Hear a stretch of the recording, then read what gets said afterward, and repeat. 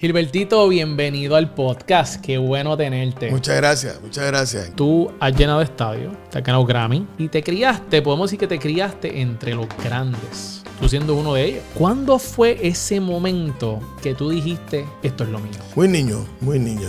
Yo tendría 5 o 6 años. Yo me disfruto más ser cantante que cualquier otra cosa. Un concierto mío dura aproximadamente 2 horas y media, 2:45, y son las 2 horas 45 minutos que yo soy más feliz. Aquí estuvo con nosotros Víctor Manuel. ¿Qué significa para ti Gilbertito Santa Rosa? Él no lo entiende todavía. La relación de Gilberto pasó a otros niveles. Ese tipo es mi papá y me pongo sentimental cuando hablo de eso. Te hago la misma pregunta. ¿Quién es Víctor Manuel para ti? Bueno, para mí, De todas las canciones que tú has producido, quizás nos puedas decir cuál ha sido tu canción más lucrativa. a juzgar por Sound Exchange, el más reciente, yo creo que...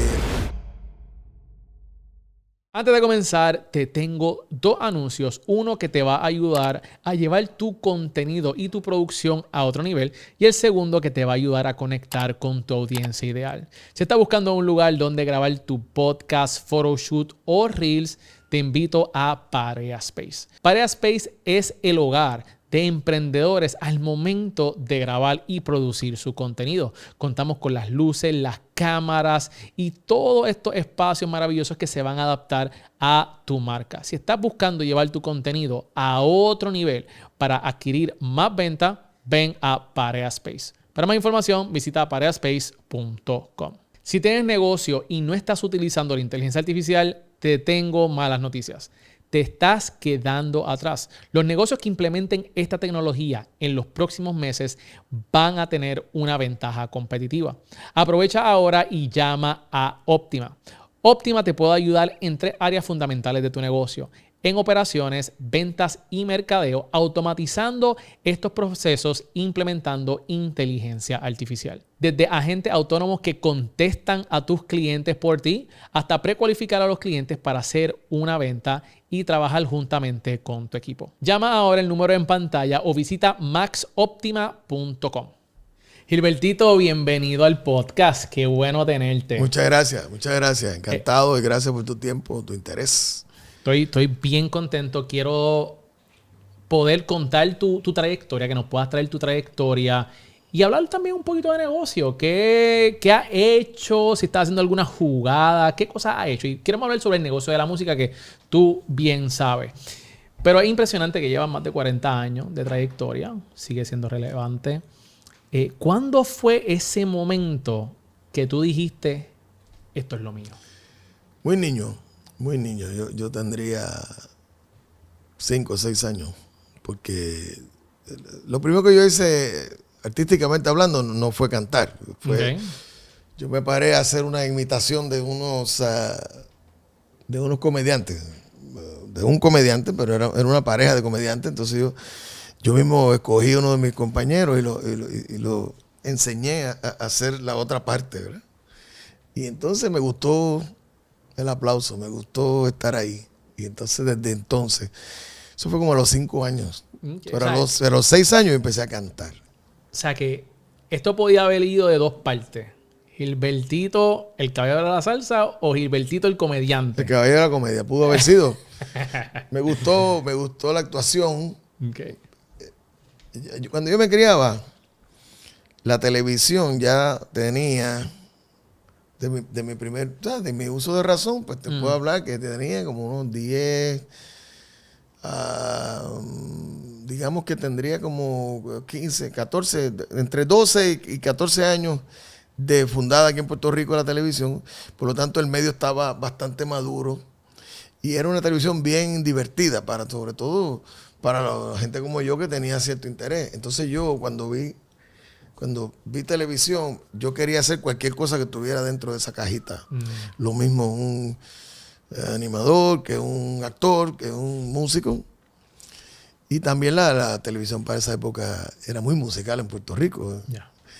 Y eso lo combinaba con las radios. Todavía yo pude ver el último tiempo de los programas de radio hechos en vivo, con música en vivo, en un radioteatro. O sea, íbamos al radioteatro a ver lo que transmitían.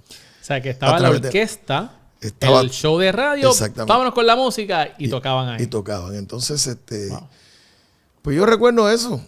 Y fue mi primer impacto. Yo siempre destaco que la agrupación que yo vi, la primera vez que el primer recuerdo mío fue el Gran Combo de Puerto Rico. Yo me acuerdo de inclusive la hora y todo, porque era un programa que transmitían aquí en la noche que se llamaba La Taberna India. La Taberna India. Y entonces los protagonistas eran musicalmente el Gran Combo, y entonces tenían un gran comediante puertorriqueño que se llamó Adalberto Rodríguez, Machuchal. Y era la estrella del show. Entonces, yo vi eso y me impactó cantidad. Pero volviendo a mi primera experiencia, pues había un dueto aquí de una pareja cómica que se llamaban El Bachiller y Pancholo. Ok. Entonces el bachiller, pues, era la parte seria de la pareja, y Pancholo era el cómico. Y eran esa pareja tenía muchos, Pancholo sobre todo, que era el personaje cómico, tenía muchos refranes, muchas cosas. Entonces yo me lo aprendía de verlo en la televisión, porque no había nada para grabar en ese tiempo. Digo, había, pero nosotros no teníamos. Y hubo un talent show, el famoso talent show que hacen en las escuelas, y yo me inscribí. Y le hablé a un muchacho me acuerdo, se llama Juan Carlos, no recuerdo el apellido. Y Juan Carlos, acompáñame en esto. Entonces yo le decía lo que él tenía que decir. ¿Y quién era él? Él era el serio, él era bachiller y yo era el Pancholo. Okay. Que yo recuerdo que andaba con un maletín. Y entonces yo me aprendía todas esas cosas. Y para ayudar al acto, ellos grabaron un disco que yo todavía conservo. Y mi papá lo tenía. Entonces yo me aprendía las cosas de ahí. Y armamos un pequeño sketch donde yo terminaba cantando. Pues yo terminaba cantando como el personaje. Ok, ya voy cantando. Y sin música, sin acompañamiento de musical. Entonces cuando llegué al segundo grado, fue que yo me encontré con la música de frente, porque había un compañerito mío que se llamó José Cruz, Cheito Cruz, que en paz descanse. Y él sí ya tocaba la guitarra cuando tenía 5 o 6 años, ya tenía el oído armónico desarrollado. E hicimos un dúo ahí. Y él me hacía la segunda voz a mí, cuando él eventualmente se convirtió en una primera voz espectacular de tríos y cosas así. Y entonces ahí empezamos a cantar. Ya fue la primera vez que yo canté ante un público, que era el mismo público, la escuela. La escuela fue mi primer escenario. Y ahí te aplaudieron. Ahí me aplaudieron, tuve suerte, me aplaudieron. Entonces me entusiasmé. Y ahí ocurrió una cosa bien, bien curiosa. Yo me escogieron para hacer parte del elenco del cuento de la cucarachita Martina. Ok. En la escuela. Pues yo era un ratón. Yo personificaba un ratón, pero yo era un ratón invitado, yo era un ratón de reparto. Okay. Yo no era el ratón principal.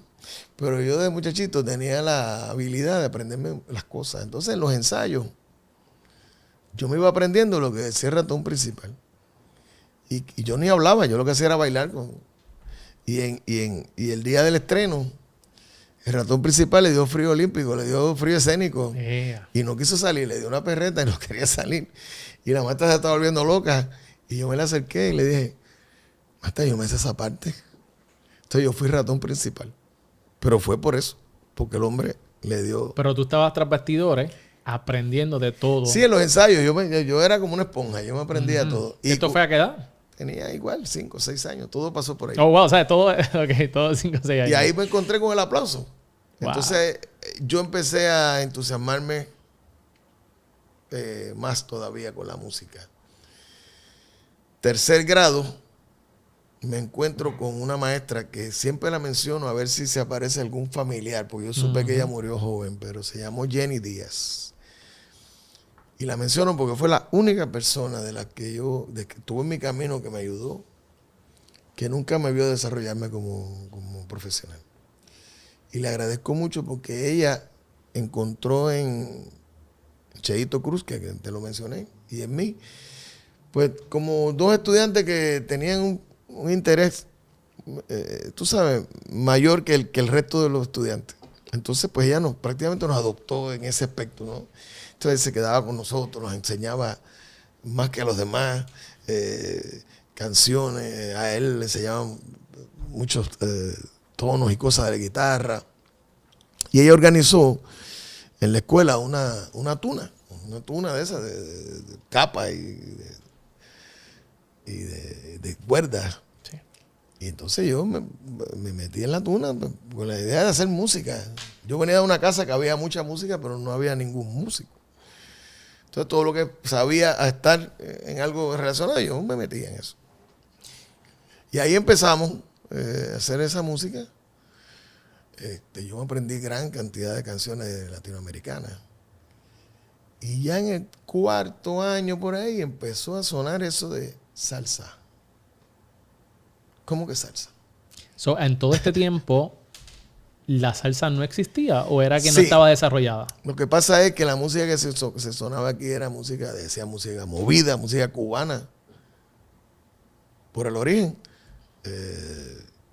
En aquella época decían conserva. Tu papá se tiene que acordar de eso. Sí. Eran conservas o agogo. Estoy correcto, ¿verdad? Y pues yo era conserva. A mí me gustaba mucho ese tipo de música. Y ya te hablé del Gran Combo y entonces yo veía en la televisión, todo esto en la televisión. Yo no tenía acceso a... Sí, a estas personas. Bueno, yo era un menor, yo era un niño. Pero en casa de mi abuela era la salsera de mi casa, de la familia. Ella tenía todos esos discos, todos los íconos hoy día, ¿no? Uh-huh. Y yo tenía acceso a esa música ahí. Y me empecé a nutrir y a escuchar. Entonces yo, para esa época eran los discos de vinil, eso. Entonces yo escudriñaba y por las carátulas, entonces ponía a escuchar. Y entonces empecé a relacionar los sonidos con las caras Ya. en la televisión. Pero ya como te dije, como en 4º año empezó a sonar eso de salsa. Entonces yo decía, bueno, pues en esencia es la misma música, pero ahora se llama salsa. Y recuerdo un domingo, mi papá tenía como una especie de ritual. Los domingos era el mismo rundown, era el mismo rundown. Era el domingo familiar y entonces nos íbamos a ver la familia.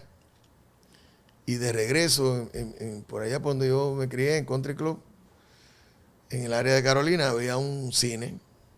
Y terminábamos en ese cine. Mi papá le encantaba dormir en el cine. Y donde podía conseguir paz. Sí, paz y el aire acondicionado. Entonces nos llevaba a nosotros y nosotros teníamos que ver lo que hubiera.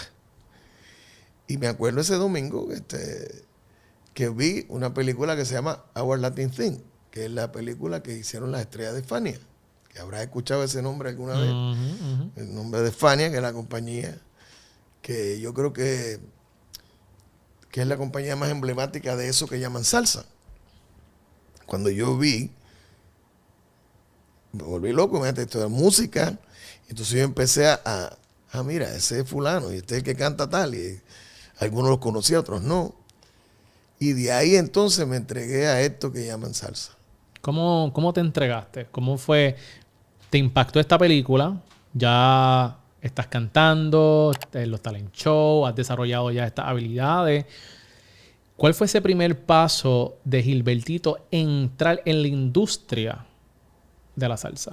Bueno, en la escuela otra vez empecé a tener relación con algunos de los muchachos, entre ellos un gran cantante se llama Rico Walker, que es un gran cantante hoy día, pero en aquella época no cantaba. Por lo menos yo no recuerdo haber escuchado a Rico cantando. Yo siempre lo vi tocando tumbadoras. Entonces ellos tenían unas tumbadoras y eso, unas congas, y llegaban a la escuela y armaban un rumbón. Entonces yo me le acerqué, porque obviamente... Pero entonces llego a 6º grado, tengo que ir a 7º grado. Y yo digo, ¿dónde están los músicos de mi edad? ¿Cómo yo me meto en esto de la música si yo pues no tengo ninguna conexión? Y me fui a estudiar a la Escuela Libre de Música, donde yo entendía que estaban los músicos de mi edad. Entro a la Escuela Libre de Música, todo pasa más o menos por el mismo tiempo. Hay otro muchachito que se llama Don Periñón, Claro. que es un gran director de orquesta hoy, y es mi compadre, y se muda a la cuadra donde yo vivo. Y don Periñón, curiosamente, pues nos hacemos amigos ahí de muchachitos y nos damos cuenta que tenemos la misma afición por la música. Y él era el único en el barrio que tenía un instrumento de verdad, tenía un timbal, que es un instrumento. Y era un instrumento de verdad. Te digo de verdad porque todos los demás empezamos a tocar con lata. Mi papá me decía eso, que con las latas Sport Soda, lo que era Sí. equivalente en esos tiempos. Habían unos zafacones y para los que no son de Puerto Rico o veían esto fuera de Puerto Rico, pues son los botes de basura. Pero habían unos plásticos que eran así como un cilindro y nosotros los volteábamos y tocábamos con una tumbadora con eso. Hacíamos una tumbadora de plástico. Latas de pintura que son buenísimas, las afinábamos porque hay una que es más para hacer un bongo. Y entonces para ese tiempo se pusieron muy de moda en Puerto Rico las películas de karate. Ok. Una película de karate china que las traían, que eran graciosísimas además porque las doblaban al inglés Sí, que no cuadraba. y no cuadraban. Entonces todo el mundo andaba con unos zapatos de esos que eran unos zapatos que usaban los karatecas. Ujú. Y unos palitos que se llaman los nuchacos, que es Sí. un arma. Eso uno lo hacían piruetas con eso y era para atacar.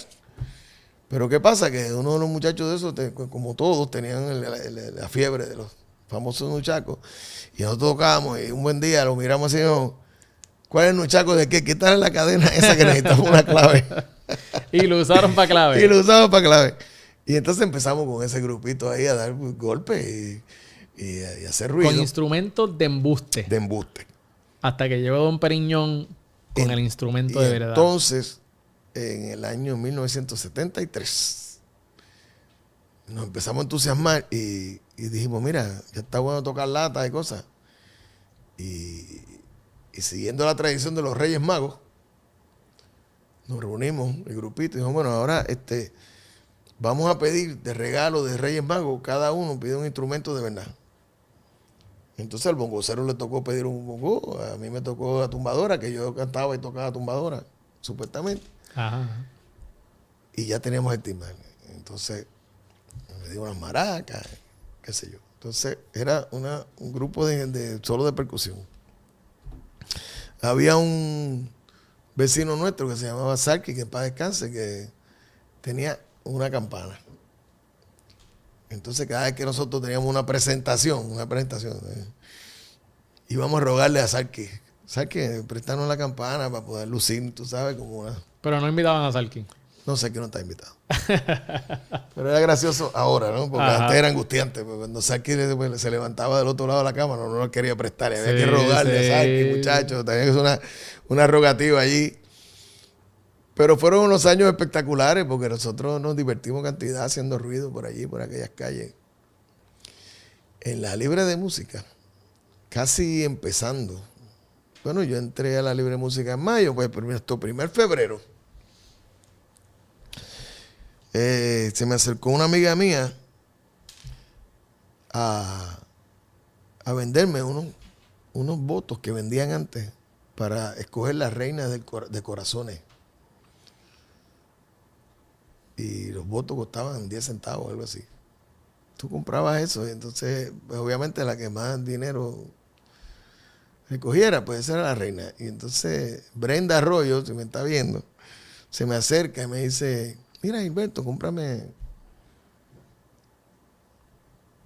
Y yo no recuerdo si se lo compré o no, pero recuerdo que le dije, chica, pero ¿por qué tú pasas tanto trabajo?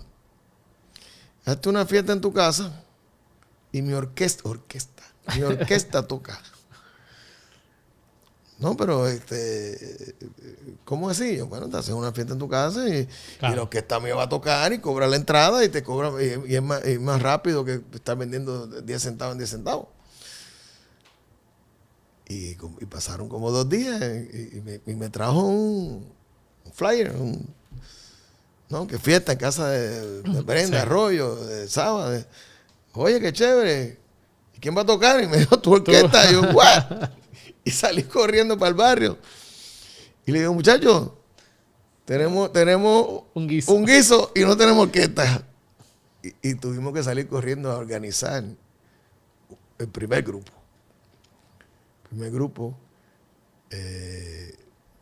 Que que era Periñón,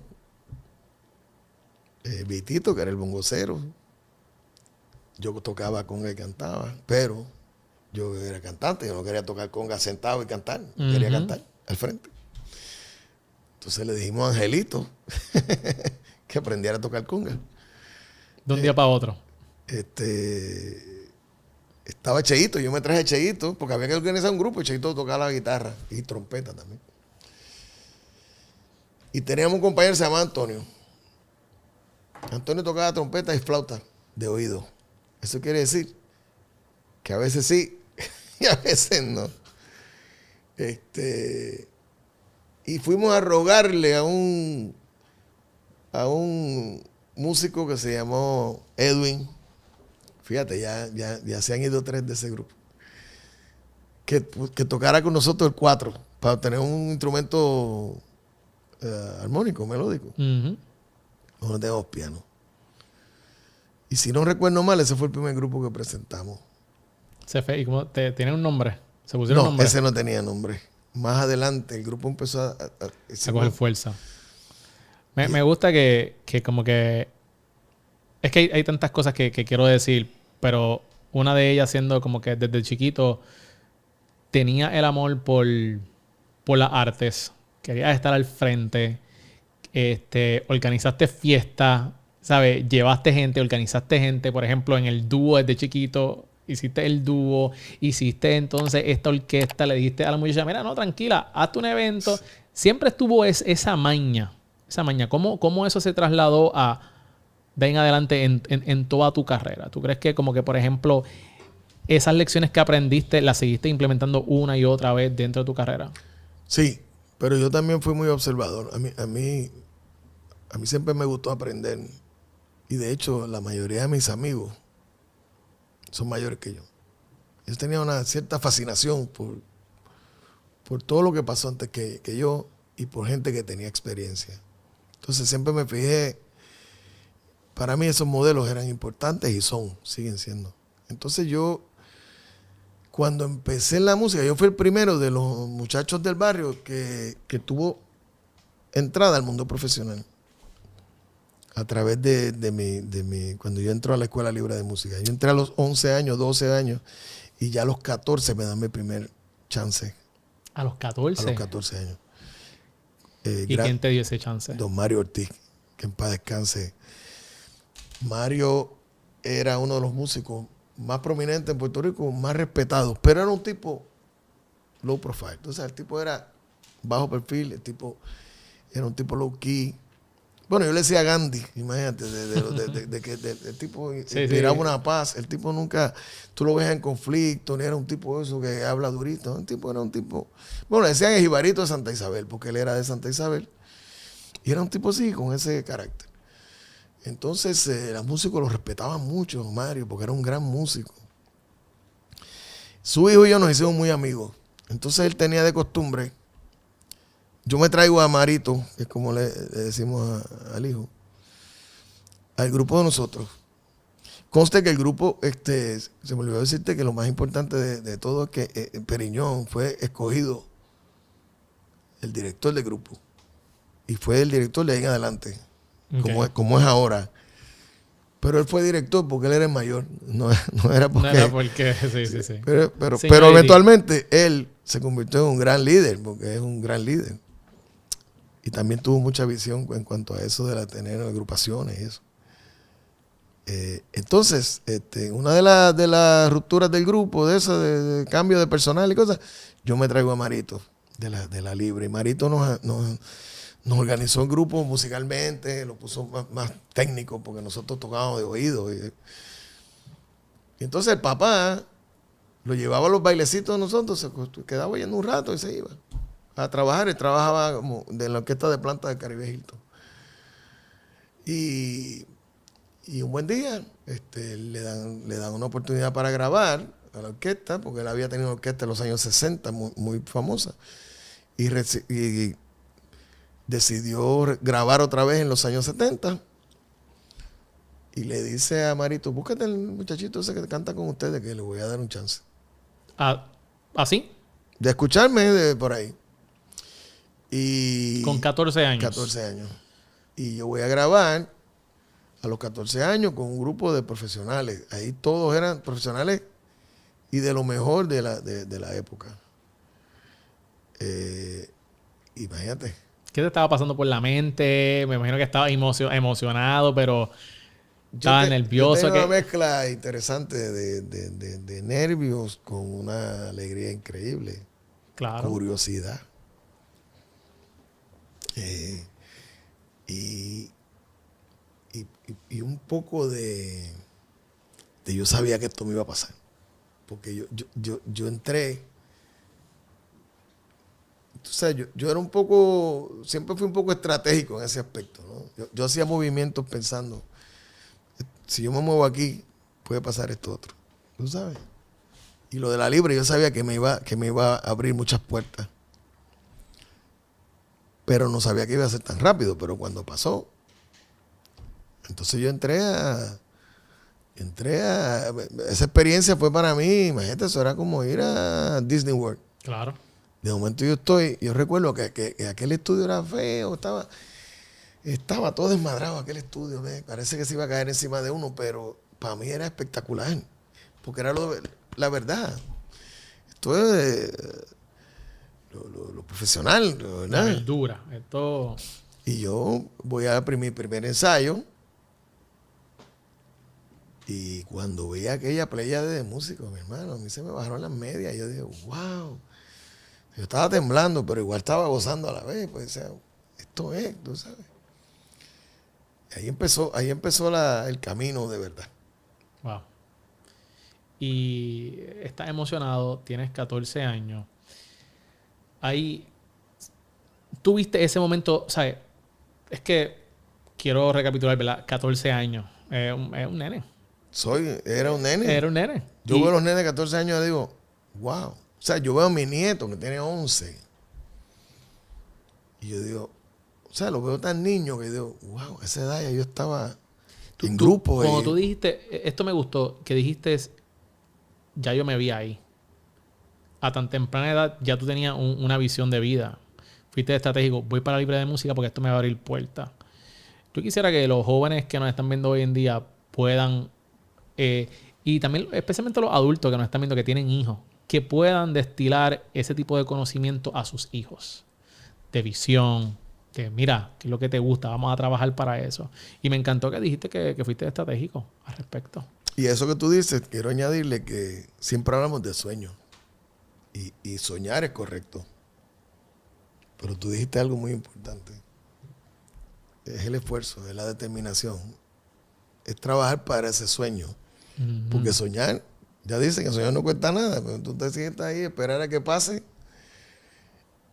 Y ayer, curiosamente, estaba hablando yo con un amigo muy joven que está empezando una carrera. Y yo le decía, mira, antes, en la época que yo me criaba, pasaban estas cosas que te estoy contando. Que parecen un cuento de hadas. O sea, tú estás cantando y alguien te escucha y dice, trae a fulano. Ahora pasa menos. Y hay que trabajar más duro para poder conseguir esas metas. Pero lo que tú dices es importante. Soñar es vital. Uh-huh, y la vocación y todo eso. Pero hay que trabajar para llegar a los sitios. Y trazarte metas y trazarte, como digo yo, las etapas y los niveles. Entonces, sí. Voy a trabajar hasta aquí para esto. Y esto lo voy a lograr acá. Y con todos los adelantos que hay hoy día, pues... Yo digo que no hay excusa.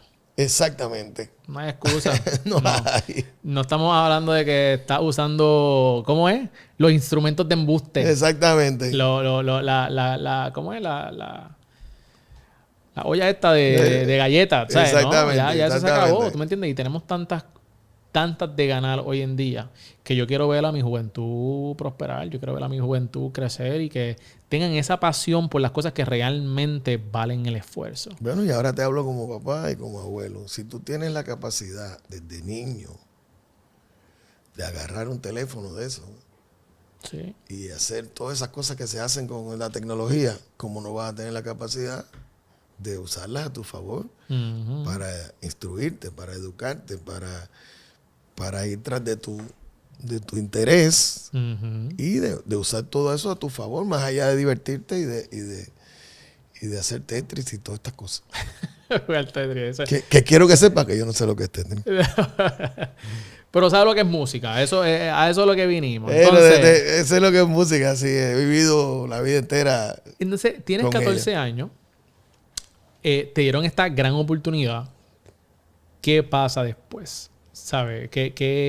Pasa después que mi primera oportunidad y mi gran ilusión fue mi primer gran fracaso. ¿Verdad? Porque yo tenía mi universo de niños, soy un niño. Yo grabo este disco y había un niño no de mi edad, porque hoy día él tiene como 80 y pico de años, pero era un niño artista español que se llamaba Joselito. Joselito hacía películas, Joselito era un ídolo desde niño. ¿Y qué yo pensé? Yo tengo 14 años, yo soy un Joselito salsero. Ahora cuando yo haga esto me van a buscar para hacer películas y todas esas cosas. No pasó absolutamente nada con eso. Lo mejor que pasaron dos cosas importantes. Fue un fracaso personal porque no hubo éxito comercial con eso. Pero fue un gran triunfo porque fue mi entrada al mundo profesional. De ahí en adelante, y con la bendición de Mario Ortiz, se me empezaron a abrir puertas a mí. Hay una anécdota para mí muy importante y vital. Mario hizo este disco porque él estaba esperando que a él lo nombraran director de la orquesta de Caribe Hilton. Entonces él me dijo a mí, si no me nombran director de Caribe Hilton, yo me voy para la calle, como decimos nosotros, con la orquesta, que era la orquesta de baile. Y me preguntó a mí si yo podía tocar conga y cantar para él ponerme en la orquesta del Hilton. Okay. Si la orquesta de Hilton le daba la dirección, yo iba para la orquesta de Hilton. Si le daban para la orquesta de baile, yo iba para la orquesta de baile. Y me dijo lo siguiente, si me dan tu posición, porque antes los hoteles eran el patrono de los músicos, de la orquesta. Okay. Entonces ellos son los que dicen cuántos músicos va a haber en esa orquesta. Entonces me dijo, si me dan tu posición, te vas conmigo para el Hilton. Un músico de planta de la orquesta del Caribe Hilton, en aquella época se ganaba $150, $175 semanales, más todos los beneficios de un empleado. Y yo tengo 14 años. Y yo me vi, con todos esos billetes y tocando en Caribe Hilton. Y tú sabes. Bueno, ¿qué pasa? ¿Qué tú crees que cuando llegó el momento? Me dice, tengo una noticia buena. Tengo dos buenas y una mala, me dijo. Y yo, sí, ¿cuáles son las dos buenas? Me dijo, la primera buena es que me dieron la dirección del Hilton. Ah, qué bien. La segunda es que me dieron tu posición. Qué bueno. Me dice, pero la mala es que tú no vas para allá. Yo dije, ¿cómo que así, Mario? Me dice, no, tú no vas para allá, porque si yo te meto en esa orquesta a ti, tú te vas a anular ahí. Tú vas a estar cantando ahí, te vas a estar ganando ese dinero y no vas a tener ninguna motivación para irte para la calle y ahí te vas a anular. Así que vete para la calle a defenderte. Y fue lo mejor que me pasó. Porque ahí entonces yo empecé a cantar con orquesta. Ya como te dije, con la bendición de Mario, a mí se me abrieron 20 puertas. Y eso fue lo próximo. Lo próximo fue volver al barrio, después que me despedí de todo el mundo, volver a la orquesta del barrio, de Periñón, entonces de vuelta otra vez. Estuve un tiempo ahí y cantando con una orquesta de la Escuela Libre de Música. Me escuchó un señor que se llamó José Canales, que tenía una orquesta, que era una orquesta joven aquí en Puerto Rico. Se llamaba la Orquesta La Grande. Y me invitó esa misma noche para una audición. Yo llego a la audición y estaba el director musical de esa orquesta, era un músico muy conocido aquí, que se llamó Elías López, trompeta. Y ese trompeta había estado en la grabación de Mario, porque era uno de los mejores trompetas de Puerto Rico. Y él me miró y me dijo, ¿tú no eres el muchachito que cantó con Mario? Y le digo, sí. Entonces ya yo tenía el puesto asegurado. Claro. Pero hice mi audición y terminando esa noche me dijo, mira, Gilberto, te queremos en la orquesta, empieza, qué sé yo, en una semana y en 2 semanas vamos a Nueva York a grabar.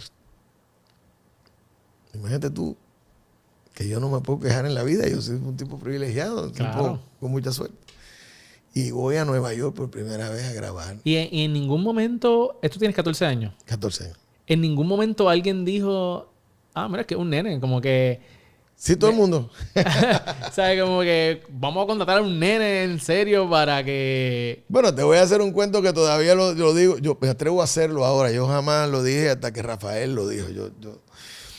Yo tú sabes, yo veo luces por el Gran Combo Puerto Rico. Para mí eso es lo más grande que existe. Y cuenta Rafael Itier que cuando Andy Montañez se va de la orquesta, el mismo Andy le dice, mira, ¿por qué no te lleva el muchachito que cantaba en casa? Pues yo cantaba en casa de Andy en fiestecita y eso. Y Rafael le dijo, no, yo no voy a llevar ese nene por eso mismo. Yo no voy a llevar ese nene, eso es una gran responsabilidad. Uh-huh. Y yo no sabe lo que lloraba desde entonces, pues yo quería ser el cantante de Gran Combo. Imagínate. Pero sí, era una época. Es que mira, esto es como un cuento de hadas. Definitivo. Porque yo lo miro así ahora y el ambiente era un ambiente adulto, bastante pesado.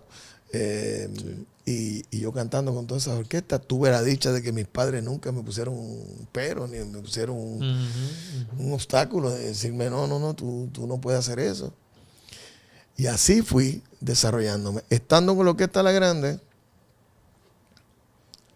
apareció un productor que se llamó Frankie Gregory. Frankie Gregory organizó una agrupación que se llamó el Puerto Rico All Stars, que no era otra cosa que la contraparte de la Fania All Stars. Éramos puertorriqueños, tú sabes, buscando la parte del ángulo comercial y la controversia esa popular, ¿sabes?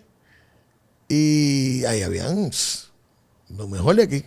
Papo Lucas, Elías López, los cantantes eran Andy Montañez, Luis Texidor, Paquito Guzmán, toda esa gente. Mario Ortiz, que de hecho Frankie hace la agrupación para que Mario dirija la orquesta, porque Frankie era el primer fanático que tenía a Mario Ortiz. Okay. Pero como ya te conté cómo era el señor, él dijo, no, yo hago arreglo, yo toco, pero yo no quiero estar al frente. Y ponen a Elías primero, luego fue el maestro Jorge Milet. Pues como yo era el nene de Mario, él me ve cantar y dice, no, pues él tiene que estar en el Puerto Rico All Star. Oye lo que te estoy diciendo. Yo un nene, 15 años, y me ponen ahí, yo era como una especie de mascota. Porque claro, Paquito Guzmán, Yayo el Indio, Andy Montañez, Tito Allen, Lalo Rodríguez, que era una estrella a los 16, 17 años, pero Lalo un poco mayor que yo. Bueno, entro a formar parte del Puerto Rico All Stars con 16 años. Y grabé en uno de los discos del Puerto Rico All Stars. Y ahí me escucha Tommy Olivencia. Los que te Tommy Olivencia, otro cuentazo de eso que yo me gusta hacer, pero no te voy a marear, pero en un día consigo el trabajo de Olivencia y estoy 2 años con Olivencia. Igual, entré a grabar. Curiosamente, Willy Rosario y Tommy Olivencia me ofrecen el trabajo a la vez. Pero yo decido irme con Tommy Olivencia porque yo hacía 2 años que no grababa. Yo grabé con la Orquesta Grande un solo disco, entonces tenía deseo de grabar. Willy había terminado un disco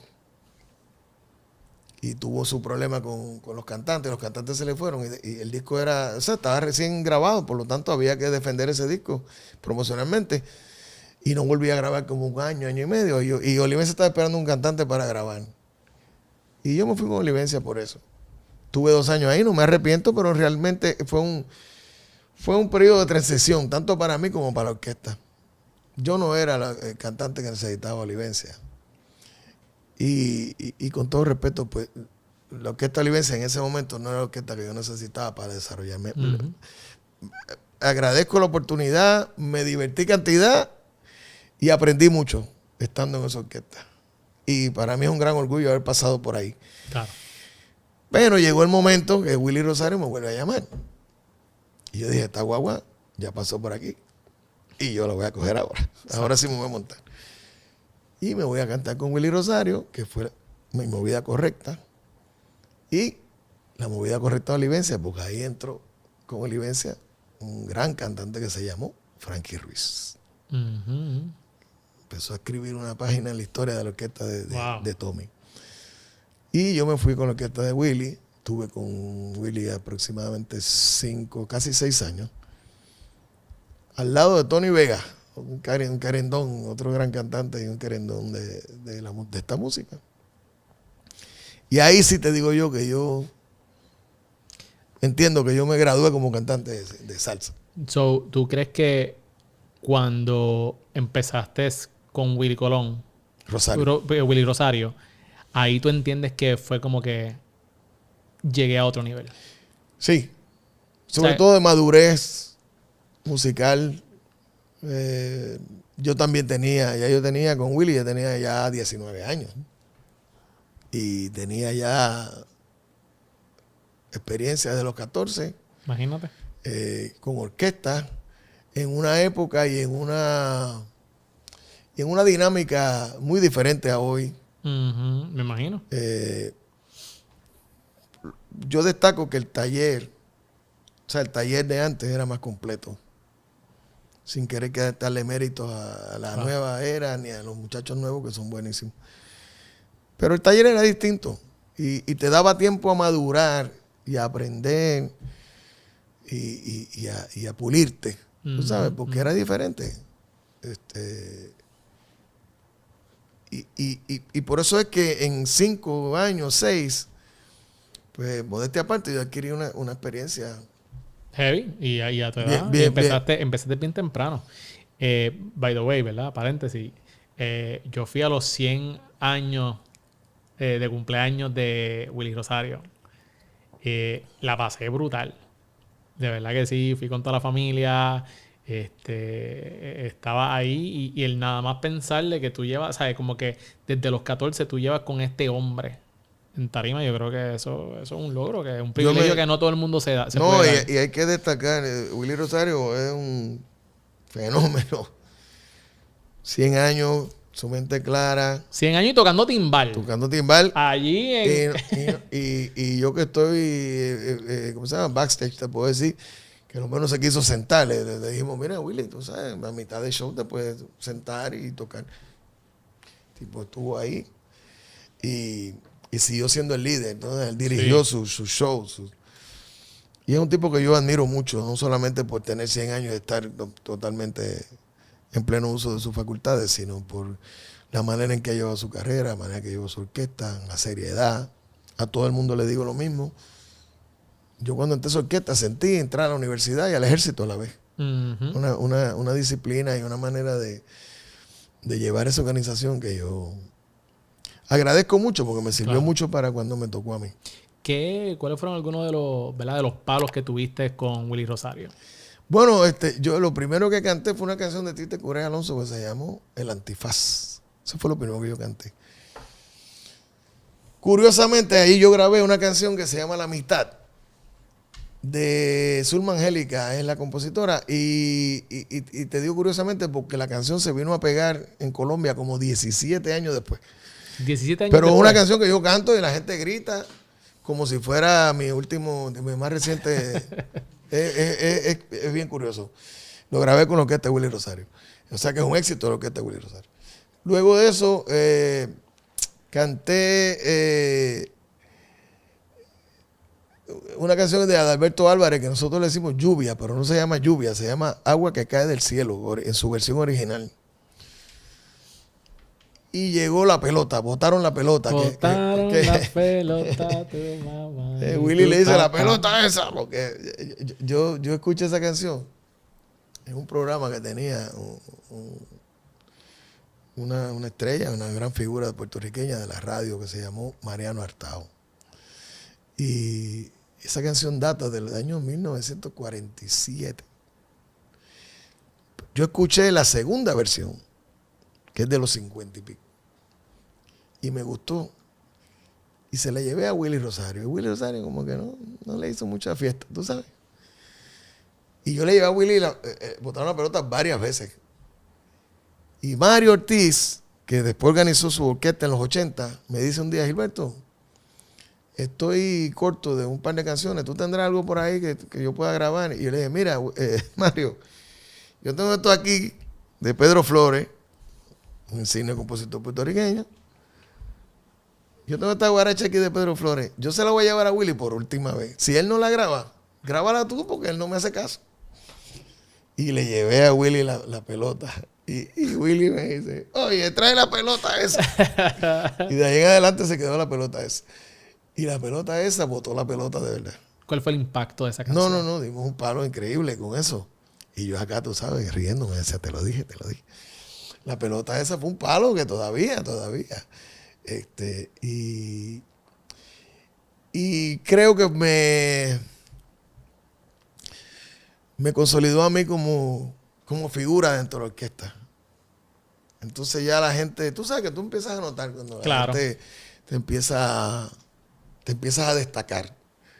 Y ahí es que yo duré como 2 años después de la pelota.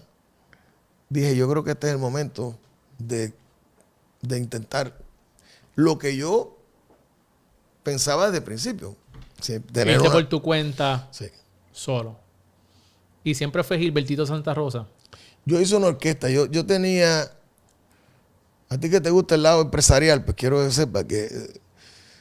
Y te recomiendo que cuando puedas, hable con Rafael Itier, el director de Gran Combo. Me encantaría. Porque él... ese es mi papá, uno de mis padres musicales. Pero también yo aprendí mucho con él, porque el modelo empresarial del Gran Combo es único en el mundo. Único. Y lo creó Rafael Itier. Y como yo aprendí tanto de él, pues yo quería tener un Gran Combo administrativo. Yo no quería sonar como el Gran Combo. Yo quería tener un Gran Combo administrativo. Y lo intenté.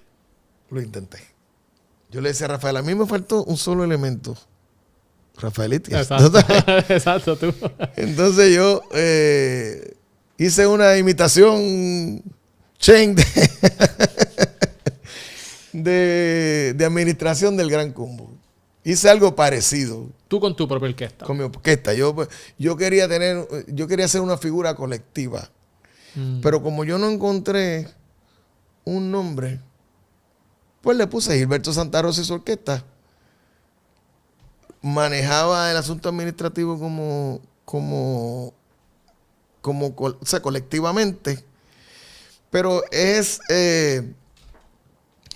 tú no puedes evitar que la gente ponga, ni la industria ponga el ojo sobre ti, cuando tú eres la figura del...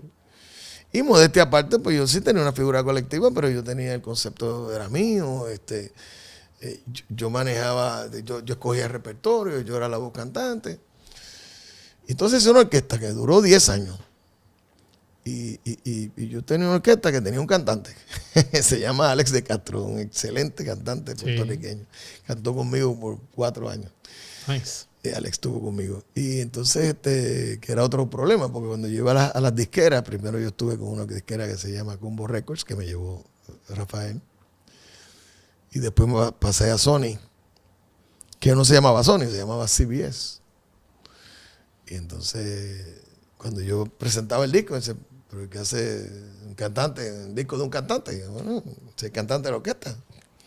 Un cantante... Dentro de la orquesta de un cantante. Y entonces yo no lo entendía. Decía, no, pero es que el cantante eres tú. No está bien, pero es que él es cantante también. Y era una pelea que yo tenía con los disqueros, porque yo no hasta que Alex eventualmente le surgió su oportunidad de ser un cantante solista. Yo creo que muchas veces la audiencia, tus clientes te van a decir qué es lo que ellos necesitan, qué es lo que ellos quieren. Y nosotros como administradores, emprendedores, que le servimos a ese público, tenemos que tener el oído bien abierto para poder saber y dar lo que la audiencia quiere. La gente te estaba pidiendo a gritos. Sin duda, ¿no? Hay una cosa que se llama conexión. Y yo creo que eso pasó. O sea, sin duda alguna pasó. Yo estaba, cuando yo salí como solista, Frankie Ruiz salió como solista, Eddie Santiago salió como solista. Y ellos tuvieron éxito prácticamente instantáneamente. Y éxito internacional, además. Que es una cosa que yo siempre destaco. Por eso a mí me fue bien aquí, porque Ellos se fueron rápido del país porque la carrera les requería. Claro. Entonces yo me quedé con esto aquí para mí. yo me quedé, entonces yo tenía la radio, que aquí la radio me apoyó mucho desde que yo salí. Tenía televisión, porque Luisito Vigoró, mi compadre, estaba pegado en la televisión y tenía un programa del mediodía que era un éxito. Y él me puso ahí como parte del elenco. Wow. Entonces, la gente me conoció rápido, es lo que te quiero decir. Entonces, yo era Gilbertito, porque yo soy Gilbertito, porque fui Gilbertito de verdad aquí, me conocieron como Gilbertito desde muchachito. Claro. Y entonces la gente empezó a verme, a escucharme, y yo era más familiar para ellos que Eddie y Frankie, a pesar de que eran más populares, porque yo nada más que los oía, no podían ver. Sí, tú estabas en lo que se llama en top of mind de las personas. Exactamente. Constantemente aquí en Puerto Rico. Y entonces eso me ayudó mucho, porque Claro. yo tuve mi primera plaza, fue Puerto Rico. Esa fue mi primera plaza y la más sólida. Eventualmente yo empecé a salir. Claro. Que me tomó como 10 años el proceso. Hay algo que estoy curioso, ¿verdad? Porque tú has llenado estadios, te has ganado Grammy, has hecho historia en el Carnegie Hall. Y podemos decir que te criaste entre los grandes. Tú siendo uno de ellos, ¿verdad? Un Frankie Ruiz y todas estas grandes figuras de la salsa. ¿En algún momento te dio el síndrome del impostor? ¿En algún momento te llegó este pensamiento que dice, yo se supone que no está aquí, yo no me merezco esto? ¿Te llegó en algún momento ese pensamiento?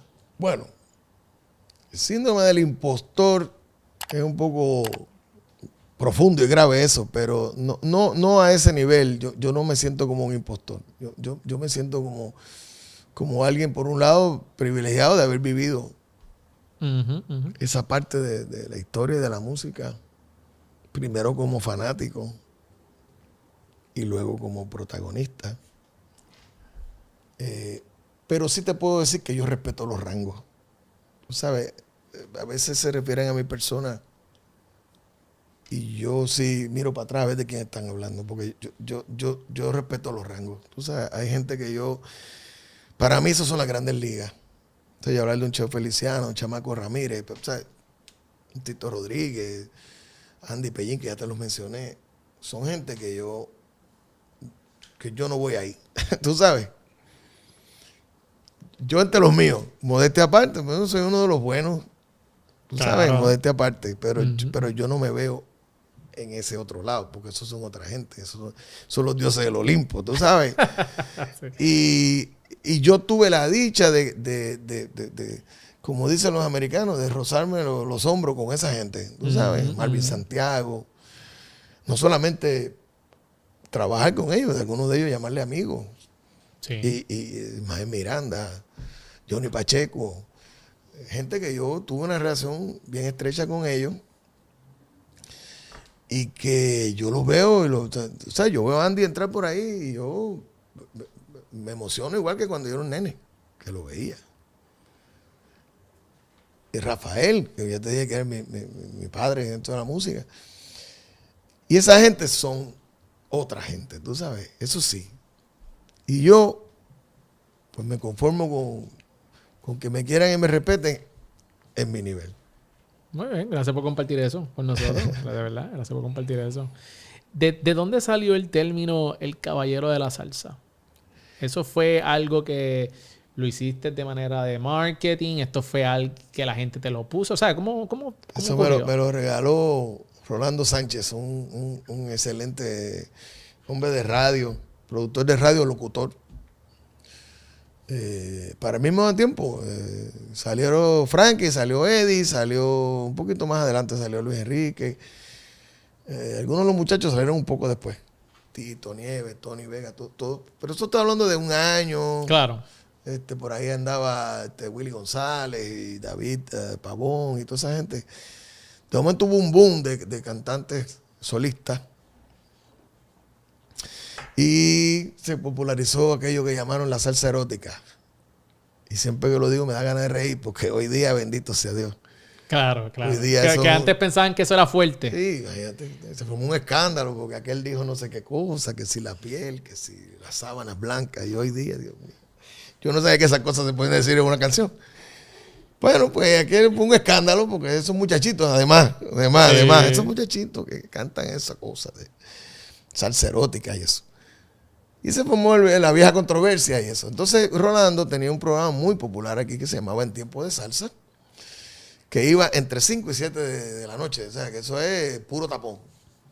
Y entonces, pues él ahí hacía su escándalo y hacía su cosa para animar a la gente. Y empezó a llamarle a los cantantes pues, para presentar los diferentes títulos. ¿Y qué pasa? Que él, en aquel tiempo, yo siempre me he orientado hacia la música romántica. Yo tengo uno que otro así, tema que tú dices, mira, tiene un viso de erotismo, pero todo era... Está picante. Está picante, pero es muy poco. Y entonces él decía que las canciones mías eran muy caballerosas, porque trataban a la mujer con mucho respeto, cosa que es cierta. Y empezó a llamarme en su programa, el caballero de la salsa, el caballero de la salsa. Y así se fue pegando. Y es un título que a mí me encanta, porque lo puedo defender. Seguro que sí. Tú sabes, cuando tú eres el rey de algo, eres Claro. la maravilla de qué sé yo, te dice, bueno, el día que te fallaste, te llegó el diablo. Pero ese es un título que puedo defender. Y se lo agradezco mucho a Rolando, que fue el que lo popularizó. No, creo que está excelente. So, quiero ir entrando en la parte de los negocios, inversiones y todo esto, marketing también. Pero tengo aquí un listado de varias canciones tuyas y que yo quiero que tú me digas quizás lo que tú quieras. ¿Cómo salió esa canción? ¿Qué sientes cuando escuchas esa canción? Así que vamos a empezar. Venga. 1990. ¿Sabes qué salió en esa fecha? ¿Te acuerdas? ¿Fue tú? Vivir sin ella. Oh, Vivir sin ella. Sí, tienes razón. Tú fue antes, no. Tú fue en el 88. Sí. Vivir sin ella fue la primera canción que yo le grabé a Omar Alfano. Fue mi primera prueba con la compañía Sony, que ya te conté que era CBS. Y fue mi entrada al mundo internacional. Porque Vivir sin ella fue la canción que abrió la puerta para mí. Gracias a la compañía también. Tú sabes que tenía otro tipo de alcance. Y fue la primera canción. Vivir sin ella. Y fue la que me aseguró el resto de los contratos. Porque dijeron, bueno, no fallamos con este muchachito. Exacto. ¿Sabes? Esa fue la que abrió la puerta a todo. Internacionalmente. ¿Te acuerdas que salió en el 1991? Bueno, Conciencia. Conciencia. Pero tengo que decirte que en el álbum de Vivir sin ella, se llamó Punto de Vista, está la primera versión de Perdóname. ¿De verdad? La primera versión de Perdóname está en ese, pero curiosamente, en algunos lugares se pegó Perdóname la versión original y luego se pegó la versión en vivo. Pero está en el primer disco ese de Punto de Vista. Y en el 91, Conciencia, de Omar Alfano también, que fue, bueno, al día de hoy. Esas canciones que yo te digo, yo las canté hace todos esos años que te dicen ahí. Ajá. Y todavía las canto ¿Y todavía? No, y la reacción de la gente es como si fuera de ayer. Y yo las canto con el mismo gusto. Yo no me peleo con mi repertorio, a mí me encanta mi repertorio. Está brutal. Tú sabes, porque hay gente que dice, ay, tenés que cantar eso otra vez. Yo me las canto todos los días con el mismo entusiasmo. Yo doy fe de eso, te he visto cantando en vivo. A nosotros nos encanta ir a bailar y tus canciones son timeless. O sea, nos podemos relacionar con ellas, tienen un sazón como es. Gracias. Así que 1999. ¿Te acuerdas que salió ahí? Sé que te estoy tirando, quizás tienen varias... Ahí me está tentando la memoria, pero el 99... No me acuerdo. Que alguien me diga. Oh, sí. No debería olvidárseme porque eso fue el comienzo de una etapa nueva. ¿Por qué? ¿Cómo así? Muy poca gente sabe que en el 99... Uno de los años más difíciles que yo tuve en mi carrera fue en 1996. Pero en el 99 yo estaba buscando como ese segundo aire. Y lo conseguí con que alguien me diga, que yo he dicho públicamente y me avergüenza decirlo, pero no me arrepiento, que yo me robé esa canción no era para mí. Y entonces fue como el segundo aire, porque ahí estaban las cosas un poco complicadas. Si nos puedes dejar saber qué fue lo que pasó en el 96, del 96 al 93, que las cosas no estaban tan buenas. 96 yo decidí, por mi salud y por mi salud física y por mi salud profesional, yo decidí romper la orquesta después de 10 años. La industria no lo entendió y tuve muchos problemas. La industria no lo entendió, y además de eso tuve problemas de índole legal, porque los muchachos estaban resentidos y entonces me llevaron unas demandas. Y de momento yo me encontré con la opinión pública en contra. No, tú sabes, y se escribían y se decían cada cosa. Y yo decía, wow, yo lo quería cantar salsa. Yo no sabía que esto iba a ¿cómo se llama? A despertar tantas pasiones. Y fue un momento bastante difícil. Entonces, como la industria no lo entendió, se me hizo también difícil colocar para trabajar. La gente a veces no llamaba porque pensaba que yo me había retirado. Empezaron a decir que yo estaba enfermo, que era que yo me iba a retirar por salud. Fue un momento que hoy me da muchas ganas de reír, créeme, por la madurez y eso, pero en aquel momento mis hijos estaban pequeños, yo estaba joven, me agarró ese aguacero de cosas. Y ese proceso duró como 3 años. Yo me sobreviví y me pude defender, pero fue complicado. Y en el 99 llega este disco. Que alguien me diga. Y este disco dio el palo. Me dio el palo y me volvió a poner en una posición muy importante. 2001. Que yo la agarro bajando. Esa está buena, una de mis favoritas. La agarro bajando fue la sorpresa, porque ellos no querían promover eso. Eso fue un DJ en la República Dominicana que empezó a tocarlo en las discotecas. Así se escribe la historia. Y de momento ¿Sin permiso? No, bueno, no permiso, sino sin estar programada, porque antes los promotores hacían una especie de programa, de schedule. Le decían, bueno, vamos a promover los primeros 3 meses esta. Ellos hacían un focus group y toda la cosa. Ok, esta es la que va.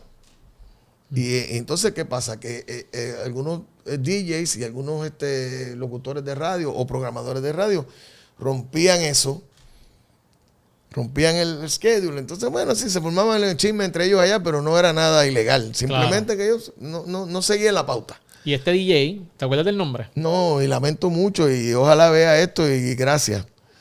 Yo llegué a la República Dominicana con esa canción pegada, yo no lo sabía, y uno de los elementos de la radio me dijo en una conferencia de prensa, me dijo, oiga, si usted no canta esa canción aquí va a tener problemas. Y yo le dije, déjame hacerle caso a este hombre, y puse la canción y bueno, y fue el acabose, pero yo no lo sabía. Wow. Yo estaba promoviendo otras cosas y cantando otras cosas. Qué brutal esa historia. Y entonces esa canción rompió. En ese disco también está Mentira, que es esta que hablamos de La Agarro Bajando de Javi Montes y la otra es de Gustavo Márquez. Mentira, que fue una canción que también, esa canción fue desahuciada y de momento se metió como tema de novelas. Y ahí fue que la canción se pegó de verdad. O sea, que está en novelas. Y ese disco, que se llama Intenso, es uno de mis discos míos favoritos. De verdad. Te voy a preguntar cuál es tu canción favorita ya mismito. No, ahí no te voy a decir porque no tengo una en específico, aunque tengo 2 canciones especiales. Pero Intenso tengo que decirte que fue el disco más nominado, tiene récord. Intenso. Lo nominaron a todos y no se ganó ningún premio. Pero está nominado. Pero lo mejor de todo es que después de todos esos años, la revista Billboard lo nombró entre los 50 discos de salsa, de los mejores 50 discos de salsa. Por fin. Por fin lo Gracias, Billboard. Fue reivindicado. Gracias, Billboard. Y por último, te tengo que decir, ¿verdad? Tengo que contar esto. Conteo regresivo, 2007. Conteo regresivo también. Conteo regresivo es yo creo que fue sin lugar a duda, uno de las canciones más populares, de las más recientes. Ya Conteo tiene sus añitos también. ¿Tiene su qué? Tiene sus años. Ya. Sí. Y tiene Juan José Hernández, escribió esa canción. 18 años. ¿Cuánto? 18 años. Mi madre santa. Pues el conteo regresivo tiene 18 años y Juan José Hernández, su autor, me la envió a través de mi gran hermano Jerry Rivas, cantante de Gran Combo. Y yo recuerdo que cuando me dio el CD, era un CD que tenía 4 o 5 canciones, yo vi el título y fui directo ahí. Y no me equivoqué. Y recuerdo como si fuera hoy el día que la estrenaron. O sea, de esas canciones que vienen ya con esa aura de que van a ser un éxito, y agraciadamente así pasó. Tiene ahora un disco nuevo, debut y segunda tanda. Volumen 2. Cuéntame la intención detrás de este disco, cuéntame qué significa para ti. Háblame un poquito de la primera intención es bueno para el espíritu. ¿Por qué te digo eso? Porque yo me reencontré con el estudio hace unos años. A mí no me gustaba grabar porque yo lo encontraba muy tedioso, muy aburrido. Además, a mí se me ocurría el disparate de grabar durante el verano. El verano era una de las épocas donde yo más trabajaba, entonces era bien tedioso porque tú te grababas por el día, trabajabas en la noche. Yo creo que por eso era que yo le tenía cierto repelillo a grabar. Pero bueno, después de un tiempo me reencontré con el estudio, me encanta grabar, tengo 20 ideas, me paso metido en el estudio. Sobre todo la parte artística de grabar. La parte técnica no me gusta tanto. Tú sabes, yo todavía no sé manejar eso de botones, ni ecualizaciones, nada de eso. Yo dejo que la gente que sabe. Pero la parte artística me divierte mucho. ¿Qué pasa? Que yo voy al estudio y primero, como te dije, para el espíritu. Segundo, por la vigencia que uno puede tener como artista. Creo que es importante. Y entonces, esta necesidad de estar creando algo, ¿no sabes? Importantísimo. Y poner la propuesta tuya al día. Una propuesta fresca, salvaguardando el estilo, pero que la gente sepa, mira, todavía el hombre tiene algo que dar. Y entonces hicimos debut de segunda tanda, volumen 1, y se llaman así porque son canciones que son inéditas, que son las que debutan. Y la segunda tanda son lo que llamamos un cover, que son canciones que han hecho otra gente, que yo he tenido la curiosidad de grabarlas en mi estilo y son la segunda tanda, que es la segunda vuelta que se le da a determinada canción. Me gusta mucho. Así que ya saben, mi gente, pueden escuchar el debut y segunda tanda volumen 2. 1 y 2, pero el 2 es el más reciente, obviamente. Ahí lo tienen, mi gente. Ahí lo tienen. Gilbertito, quiero hablar un poquito ahora, unas cositas un poquito más técnicas. En cuestión de marketing, ¿cuál es la diferencia entre el marketing de antes y el marketing de ahora? ¿Cuáles son las diferencias? ¿Cómo se comparan, según tu experiencia? Bueno, yo pienso que el marketing de antes se veía más. Ok. ¿Por qué? Porque era lo que llaman el famoso hard sell. Tú sabes, tú veías el anuncio en la televisión, el anuncio te pasquineaban en la ciudad. Entonces tú veías. ¿Te pasquineaban? Sí, ¿Puedes explicarnos qué es eso? Un pasquín, un póster que pegan a la pared. Exacto. Eso es en las paredes que pegan. En las paredes que quieran, los pegaban. Entonces, de momento tú salías y estaba tu cara por toda la ciudad con el proyecto que estuvieras vendiendo. Ya fueron conciertos, ya fueron discos. Se hacían presentaciones de discos y firmas de autógrafos. Es decir, tú ibas a la tienda y determinado día llegaban Y me siento como un dinosaurio hablándote de esto porque tú eres un muchacho muy joven y tú no sabes ni lo que es un pasquín. Imagínate tú cómo andamos. Así que yo estoy bastante lejos de eso. Lo hago para que... Para beneficio. Para los más jóvenes. Pero igual tú eres un muchachito. Pero anyway, pero así funciona, de verdad. Claro. Y por eso te digo, antes que era más hard sell antes. Totalmente. Y entonces tú comprabas un disco. Lo primero era que para tú comprar un disco, había gente que inclusive se paraban y estaban, el día que salía el disco, estaban desde temprano haciendo fila para comprar un disco. Sí, que esto de Bad Bunny, que hacen fila desde el día antes, ya ustedes lo vivían. Yo respeto al señor y todo su equipo de trabajo. Me impresiona todas sus estrategias, honestamente. Pero también tengo que decirte que ya todo eso se hizo. Lo digo con el mayor respeto. Él descubrió, o alguien descubrió de su equipo, que eso funciona. Back to basics. Totalmente. Cuando hizo el asunto de los, ¿te acuerdas? Los boletos. Que si tú no hacías la fila, no comprabas boletos. Exacto. Bueno, aquí la gente se mataba ahí frente al Coliseo para poder ver las estrellas de Fania y estaban 2 días antes esperando que te abrieran la boletería. Era la única manera de adquirir un boleto. Y después los revendedores, que esa era otra película. Y uno corriendo detrás de ellos. Pero, anyway, eso pasaba antes. Te hablaba de una cosa que se llamaban los famosos... ¿cómo se llamaba aquella vaina?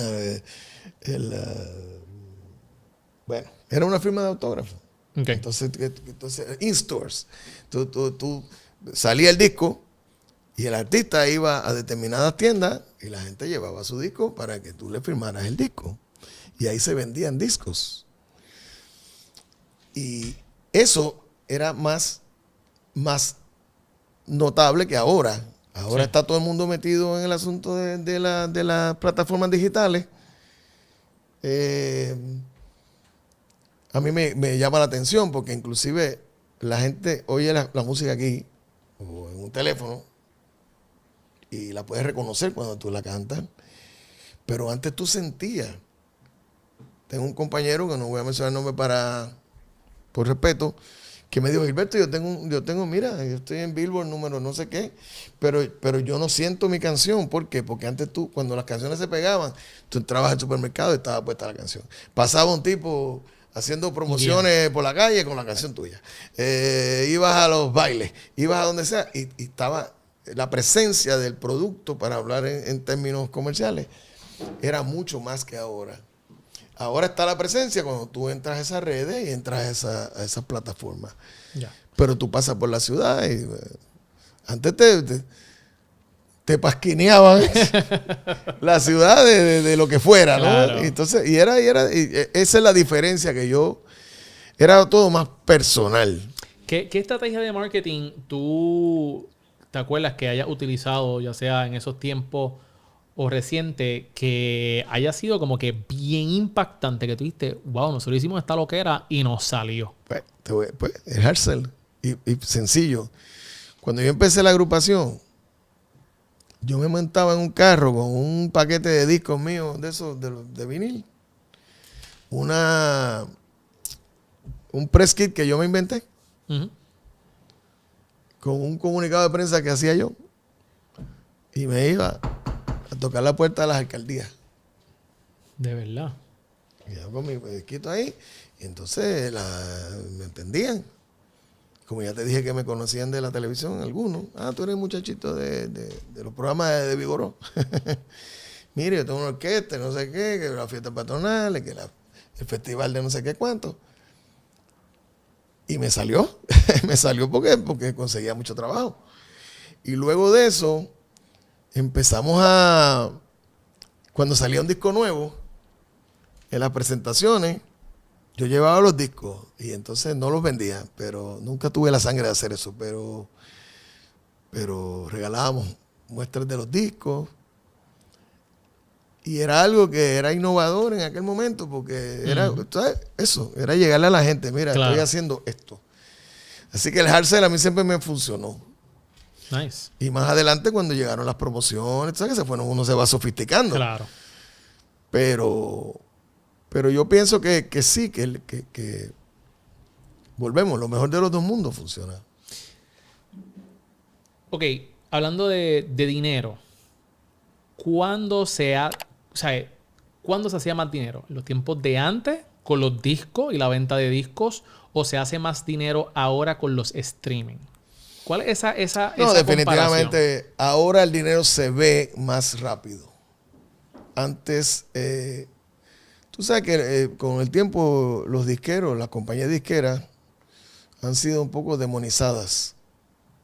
Con razón, porque eran un poco delincuentones los muchachos. Pero tenían un sistema muy diferente de cómo hacer el dinero. Hoy día el dinero se ve más rápido y es más fácil de ver el dinero. ¿Por qué? Porque todo este asunto digital deja huella. Ujú. Entonces, si hay alguien que no está cumpliendo necesariamente con los acuerdos, pues tú te puedes meter ahí, puedes rastrear, inclusive hasta lo que esconden, lo puedes buscar. En aquella época era un poco más deportivo todo, tú sabes. Y había mucha más... la mentalidad era diferente, la de los artistas. Era menos empresarial. Y tengo que decirte y darle el crédito a estos muchachos urbanos que descubrieron esa parte muy temprano. Ujú. Los muchachos urbanos son mucho más empresarios que otros artistas de otros géneros. Sí, que no se lo dejaron a las disqueras.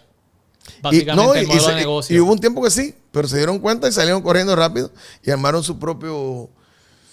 el asunto de los derechos de autor, todo ese tipo de cosas, Claro. ellos empezaron a manejarlo mucho más temprano que nosotros. Y hoy día, pues, habemos muchos de nosotros que estamos entonces tratando de recuperar con la ley a favor todos esos derechos y todas esas cosas. Antes era muy... Volvemos, uno se ríe ahora porque, pues, qué remedio, ¿no? Pero había unos cuantos disqueros que eran bastante... Sí, bastante truquero. informales. Entonces Informales. tenían como 7 libros. Entonces, Sí. y siempre estaban perdiendo. Ellos siempre perdían dinero. Ese era el negocio más raro del mundo.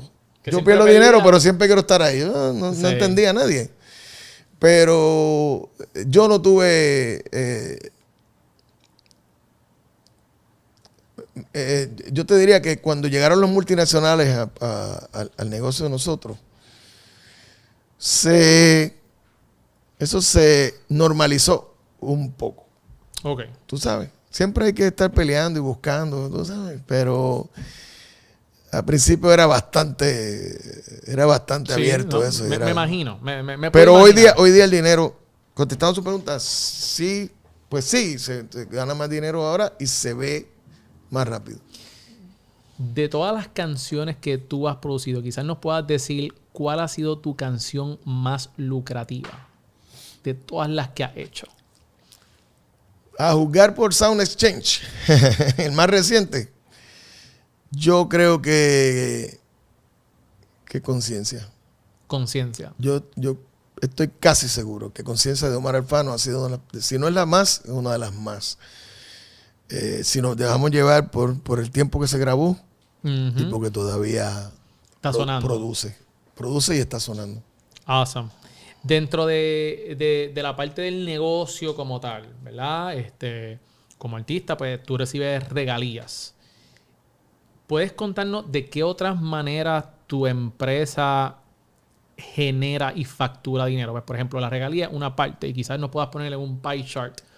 Pues mira, de todos estos servicios, ¿verdad? De todas estas cosas que nosotros hacemos, pues 20% regalía, tanto es concierto.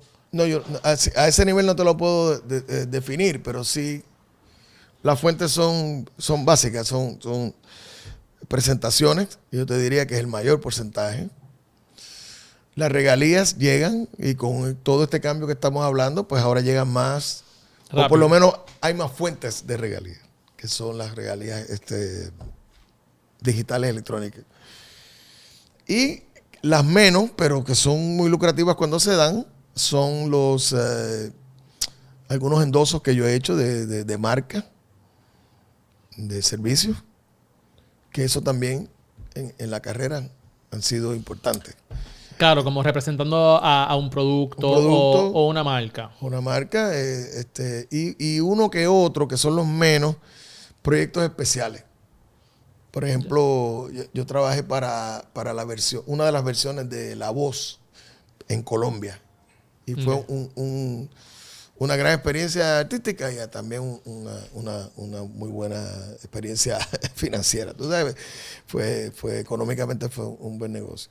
Pero ese tipo de eventos pues son los menos.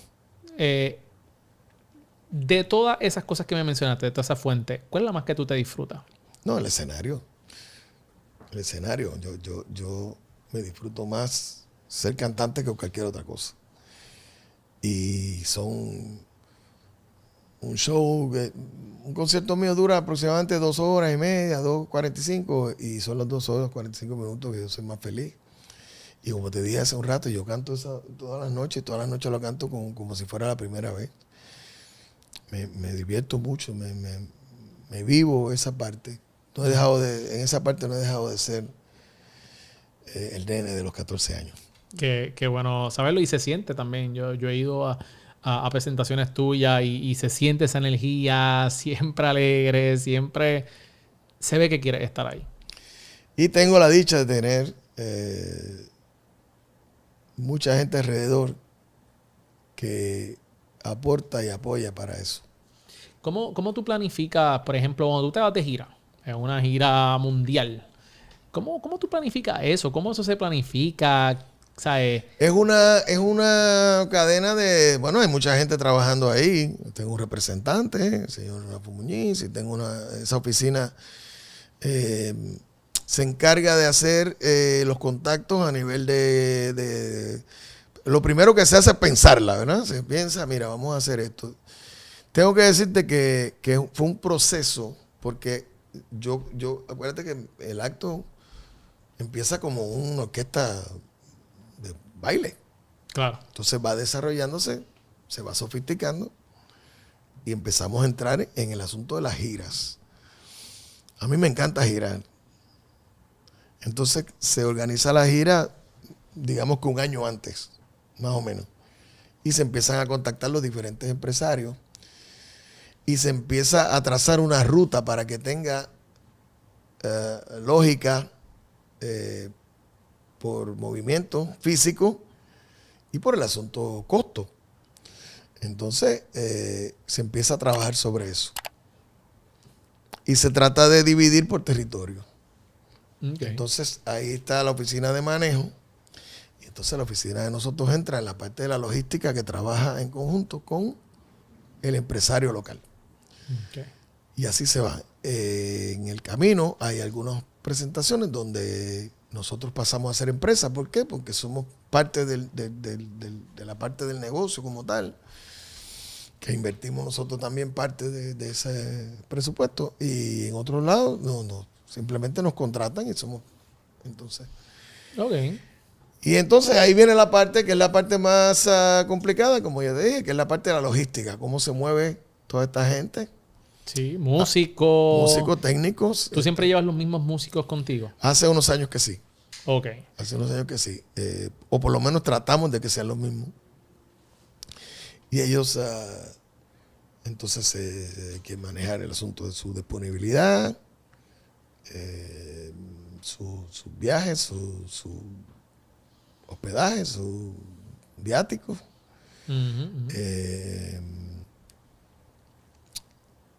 Y todo lo que conlleva. Sí, no, me imagino que y en el caso de nosotros, que somos como 30 personas, y es un crew bastante pequeño relacionado a otros compañeros míos que yo sé que son crews de 60 y hasta más personas. Una de las preguntas que yo tenía era, creo que hablaste algo ahí, pero quería ver como que el ratio, ¿verdad? O de parte y parte, cómo es que funciona. Cuando uno va a hacer, por ejemplo, las actividades, ¿tú activamente buscas las actividades o todas las personas ya vienen a donde ti? No, bueno, al principio yo iba, tú sabes, buscando... Lo de los municipios, by the way, me encantó. Lo que dijiste de los municipios, tocando puertas en municipios. Bueno, yo le digo a los muchachos nuevos que hagan eso. No, tú me diste varias ideas aquí que yo voy a implementar en el negocio. negocio. Eso, pero esto es backtobasics.com y ya tú sabes, y hay que Sí. Aparece el show No, up. y vas a tocar la puerta y te van a decir, ven el lunes. Y tú sabes, ir el lunes a Maricao está complicado, pero hay que ir el lunes a Maricao.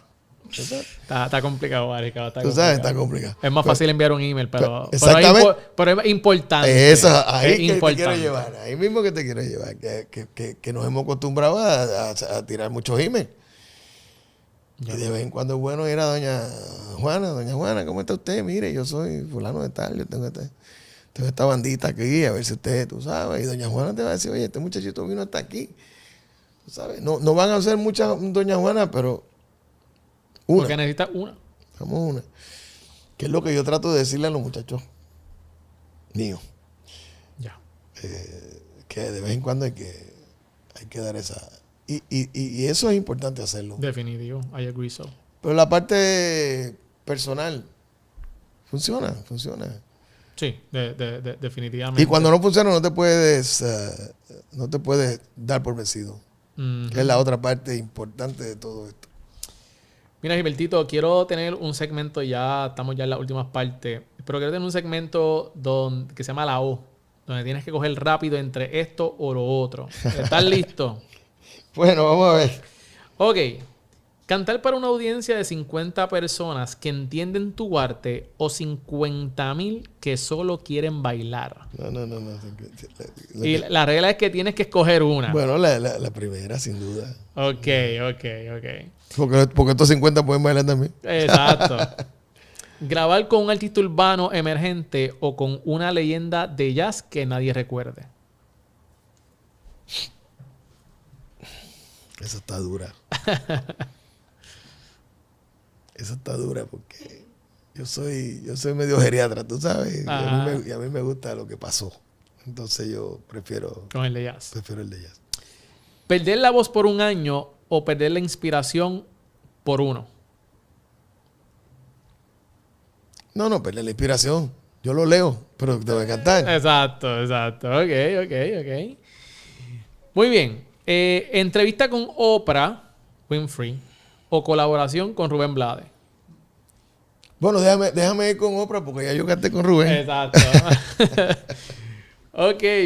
Mira esto. Tu legado en museos o tu música viral en TikTok. El museo. El Yo museo. soy Nos vamos de back to museo. basics. Soy back de to museo. basics. Ok. Vamos a ver por aquí. Ok, mira esta me parece interesante. Cantar una canción que odias, pero que el público ama, o tu favorita que a nadie le importa. Oye, está buena esa. Eso está difícil, de verdad. Yo creo que Está difícil, pero te la voy a contestar Ok. con una anécdota de Willy Rosario que Willy se le fue la lengua porque Willy, perdóname Rosario, pero porque dijo la canción y dijo todo. Y era una canción que yo cantaba con Willy que de verdad yo la odiaba, pero él se tiró con todo y dijo la canción de la autora. Y yo, Dios mío. Discúlpeme, la autora también. Así que la primera, sí. Ok. Ahora, el papel de toilet, ¿cómo tú lo instalas? ¿Por encima o por detrás? No, en el palito, pero Sí. del lado que es, porque todo el mundo lo hace al revés. Exacto, que caiga por el frente o que caiga por atrás. No, que como es, porque anda Pero ¿cómo es? por el frente, por el como tiene que ser. Exacto. Muy bien. Ok, ¿Cómo va a ser? ¿Cómo es? ¿Vivir sin calentador de agua o vivir sin aire acondicionado? Perdóname, ¿vivir sin calentador de agua Ajá. y sin aire acondicionado o vivir sin internet? No, vivir sin ¿cómo se llama? Sin internet. Ok. Tranquilo. Y por última, ¿prefieres envejecer del cuello hacia arriba o del cuello hacia abajo? Prefiero no envejecer, pero si no hay de otra. Bueno, del cuello hacia arriba, porque. Y ahí está. La Ahí tenemos la sesión de la O. Muy bien. Ah, Mira, Gilbertito, quiero hablar un poquito sobre creciendo la industria. Yo creo que cada uno de nosotros podemos aportar al arte, a lo que nos dedicamos. ¿Qué le puedes decir a un joven salsero que hoy está en sus 20 y está tratando de comenzar su carrera? ¿Qué consejo tú le puedes dar a ellos? el mejor que no se rinda. Es duro. Es dura la carrera. Y ellos tienen unos retos grandísimos, pero tienen un talento increíble. Entonces, no deben rendirse porque todo lo que hemos hablado tú y yo aquí, con todo y eso, nosotros teníamos muchos talleres, teníamos muchas oportunidades, teníamos los medios. Hoy día todas estas cosas son muy importantes, pero son demasiado accesibles para proponer música. Entonces ellos tienen el mayor reto de ellos es darse a conocer. Porque talento tienen, esos muchachos son increíbles, tú sabes, esos muchachos son multitalentosos, cantan, bailan, tocan y se aplauden, ellos no tienen problema, ellos componen música, arreglan música, son cantantes exquisitos, conocen el género, pero también son muchos. Entonces, como tú hoy día, tú simplemente si no tienes una oportunidad que alguien te edite tu música, tú mismo te subes tu música. Entonces, esa parte yo siempre la veo como un gran reto para tú llegar al público, el corazón del público, tú sabes. Perdón. Salud, mi hermano. Gracias. Entonces, esa es la parte que yo le digo, no se rindan, es duro, cuesta arriba, pero no es imposible. ¿Cómo tú ves la generación de la salsa hoy día? Esta nueva generación, ¿tú ves que ha mermado, que está haciendo un comeback? ¿Cuál es tu perspectiva? Yo conozco muchísimos salseros de México a la Argentina, con el Caribe incluido. Jóvenes, talentosos. Yo apuesto a ellos por el talento. Yo pienso que la música tiene futuro por el talento de esos muchachos. Hay una combinación, ya te hablé de sus retos, pero también creo que el público tiene el menester del público darle una oportunidad a esos muchachos. Escucharlos y entenderlos en su naturaleza, porque es que a veces queremos comparar y no es justo, claro. No es justo las comparaciones, ni con otros artistas del género nuestro, sí, ni con otros géneros, porque la gente a veces tienden a comparar el éxito que puede tener, por ejemplo, el género urbano hoy día con el éxito que puede tener un salsero. Definitivo. Y yo creo que eso no es justo para los muchachos. Yo creo que ellos tienen muchísimo talento. Creo que tienen que trabajar duro. Y que basado en su talento, la música tiene un buen futuro. Gracias por eso. Así que ya saben, muchachos, si estás empezando en la industria, coge estos consejos, aprende todo lo que aquí Gilbertito nos está dando, porque seguramente te va a ayudar. Y recuerden, back to basics. Back to basics. Busquen eso. Gilbertito, vamos para la última sección, donde hablamos sobre perspectivas de vida. ¿Cuál tú crees que es la mentalidad vital para prosperar? La felicidad.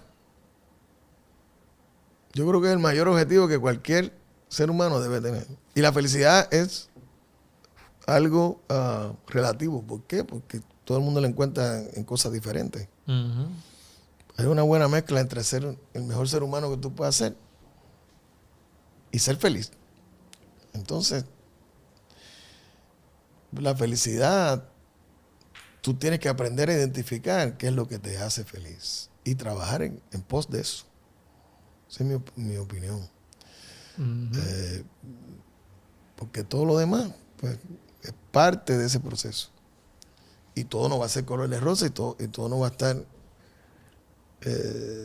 alineado para que tú seas feliz. Pero en la búsqueda y sobre todo tener el norte, porque si tú no sabes para dónde vas, ahí es que tú te pierdes. Tú sabes, ahí es que ahí pierdes el tiempo, pierdes la energía y pierdes el rumbo. Y entonces puedes llegar a sitios donde no tienes que estar o donde no te conviene. Definitivamente. Y yo creo que es una decisión. Es un mindset. Y tenemos que programar nuestras mentes a eso. Mantenernos enfocados en cuál es la meta, qué es lo que queremos. Como tú dices, no va a ser... El camino va a estar lleno de rosas. No va a estar. Y creo que también es un proceso de madurez. Tú vas caminando y te vas aprendiendo y vas entendiendo hacia dónde quieres ir y qué es lo que te va a hacer feliz. hay gente que se tarda más que otros en entenderlo y hay gente que lamentablemente nunca lo entiende y desperdician una vida entera. Entonces esa es la parte que hay que afinar tan pronto tú entras en cierta edad adulta que no es la que tengo yo ahora, sino hace muchos años atrás, cuando tú empiezas a notar. Y eso, como te dije, con una buena mezcla de ser el mejor ser humano que tú puedas ser. Definitivo. Hace un tiempito aquí estuvo con nosotros Víctor Manuel. Y cuando le preguntamos qué significa Gilbertito Santa Rosa para ti, él contestó esto, así que te lo voy a presentar para que me des cuál es tu feedback. Pero él mencionó esto. Y me pongo sentimental cuando hablo de eso. ¿Qué significa para ti Gilbertito Santa Rosa? Él no lo entiende todavía. La relación de Gilberto pasó a otros niveles. O sea, aparte de mi cantante favorito, aparte de mi padrino musical, es parte de mi familia. Pero él no está consciente que yo no lo debo de ver como un ídolo. Y Gilberto me lleva en el 92 para el 93, él me lleva donde Sony para grabarme como solista y me hace mi primera producción. Ese tipo es mi papá. Me llevó para la oficina, me compró un carro, me regaló un primer uniforme de la orquesta y me pongo sentimental cuando hablo de eso. Ese tipo es mi hermano. Yo lo vi negociando cosas cuando yo no me conocía a nadie y él estaba súper pegado, que decía, tengo al chamaco, no, es que nadie lo conoce, está bien, pues bájale a mi precio y pónmelo ahí al principio. Concho, para que el chamaco tenga oportunidad.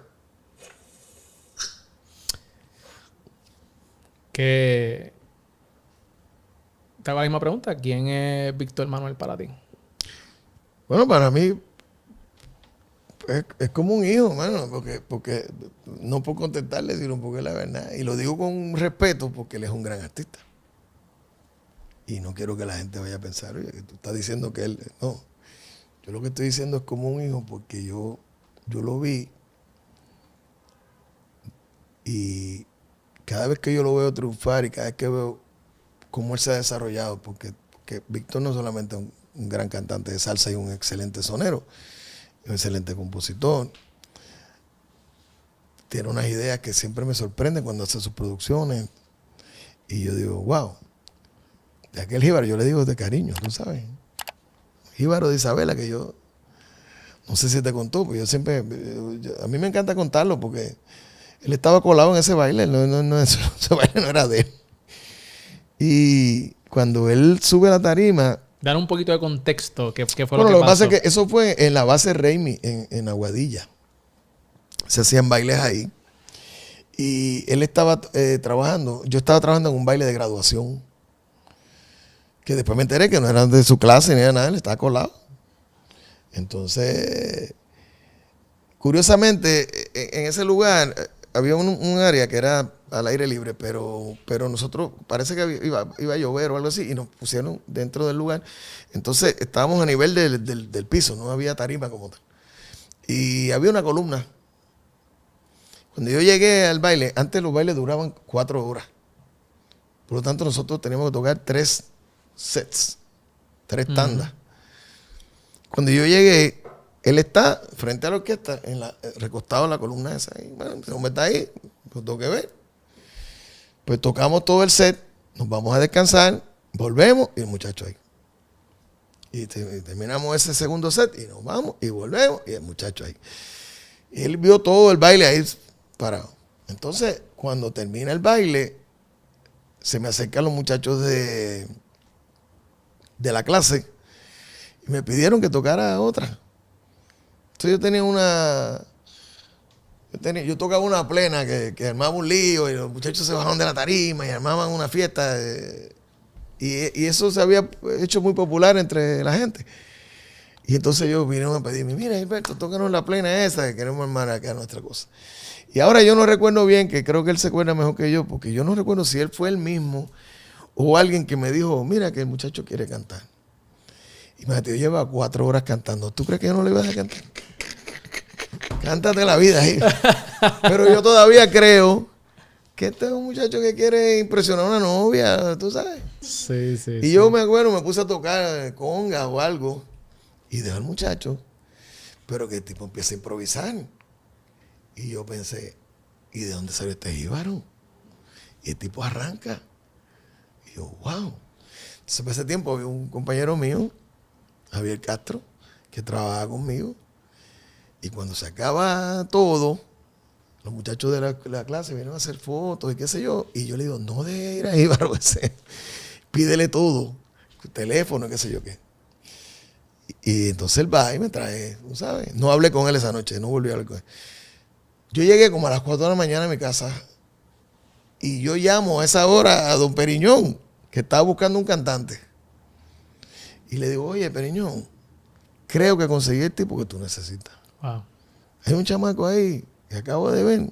Le digo, hay que pulirle las esquinas, le digo yo. Pero el tipo es bueno. Pasaron como 2 semanas. Y me llama Periñón y me dice, aquí tengo a tu pupilo. Y yo le digo, pero lo estás probando. Me dijo, no, lo estoy grabando. Entonces Víctor entró a grabar con Periñón. Bueno, ahí empezó todo. Y empezó todo el proceso. Yo me entero que en Sony están buscando un cantante de salsa, porque se abrió la ventana para un cantante de salsa. Creo que era uno de Mer. Para esa época Sony trabaja varios géneros. Y yo me entero, entonces voy donde los jefes de aquí y le digo, mira, yo tengo un muchacho que es buenísimo, de Isabela, que no sé qué. Y entonces me dice el jefe de aquí, me dice, pues, dame un chance que vamos a proponerlo para que entre. Entonces él me llamó como a un par de semanas después y me dice, mira, Gilberto, no pude meter al muchacho porque Miami puso uno de él. Y el de Miami era Rey Ruiz, que entraba como figura nueva. Uh-huh. Muy bueno también. Pero entonces yo me hago el ofendido y me tiré al piso a llorar. Yo, bueno, pues yo le dije, pues, él me dice, dame un par de semanas más para yo esperar la próxima ventana y entrar ahí. Entonces yo me puse importante y le dije, bueno, avisa, porque si no, yo se lo doy al primero de las muchas ofertas que no tenía ninguna. No se lo doy a Emmy o se lo doy a Universal. Yo no tenía ninguna oferta, pero tú sabes, guapeando. Y él me dijo, no, dame 2 o 3 semanas. Y eventualmente él entró. Y entonces fui donde Nélida, que era mi esposa y que era la madre de mis hijos, que era la que llevaba la oficina donde yo trabajaba, o sea, la oficina mía. Y recuerdo que le dije, bueno, vas a representar a un muchacho nuevo.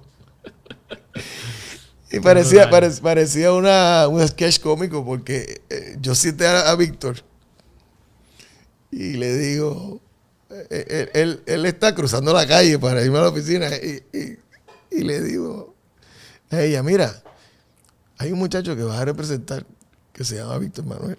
Y ella, mira, yo tengo muchísimo trabajo, yo no voy a representar a nadie. Y yo, pues mira, está ahí. Mira dónde viene. y ella entró, se lo presenté y me salí de la oficina y lo dejé. Y ella lo ayudó mucho también. Ella trabajó muy duro con él al principio. Entonces, pues, empezamos a tener una relación de familia. O sea, yo conocí su familia, que es una familia bella. Víctor es un tipo excepcional, es un gran hijo. Eso me impactó. Un hermano increíble, un hijo. Sus padres, tú sabes. Y entonces yo conocí su familia. Empezamos a trabajar. Y lo vi nacer artísticamente, madurar artísticamente. Y tuve la dicha de participar en ese proceso. Y él les dice esas cosas y yo quiero decirte que, primero, decírtelo y segundo, felicitarte. Porque yo lo vi aquí, pero a mí, al otro día que salió eso, tú sabes cómo me llegó eso a mí. Eso lo vio todo el mundo, así que te felicito. Sí, gracias. Y a él le agradezco mucho que haya tenido esa deferencia conmigo, sí. ¿Sabes? Un respeto bien bonito. Y es mutuo. Y tenemos un cariño muy especial, genuino.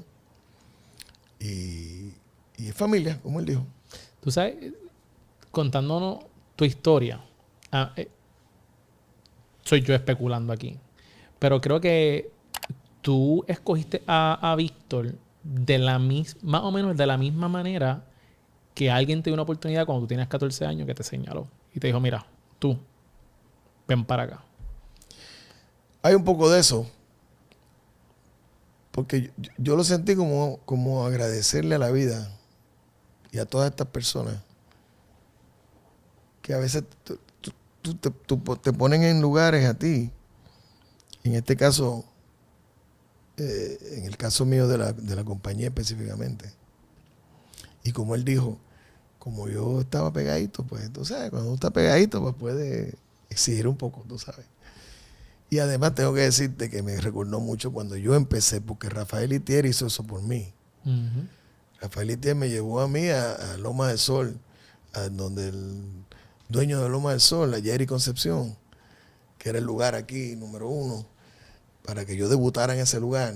Y Jerry de Mil Amores, sí, pero era también porque todo el mundo quería tener el Gran Combo en su sitio. Y entonces claro. Rafael le dijo, sí, yo voy, pero tiene que llevar al nene. A Vigoró, a mi compadre querido, que también me dio una gran oportunidad, pero tenía el programa, Vigoró tenía el programa muy pegado y quería llevar el Gran Combo. Y Rafael le dijo, sí, el combo va, pero tiene que poner el nene. Y el nene era yo. Entonces, también un poco como agradecimiento. Y yo vi este chamaco talentoso, y eso, que yo todavía no sabía ni la mitad de lo talentoso que es Víctor, porque después fue que él empezó a escribir y todo lo demás.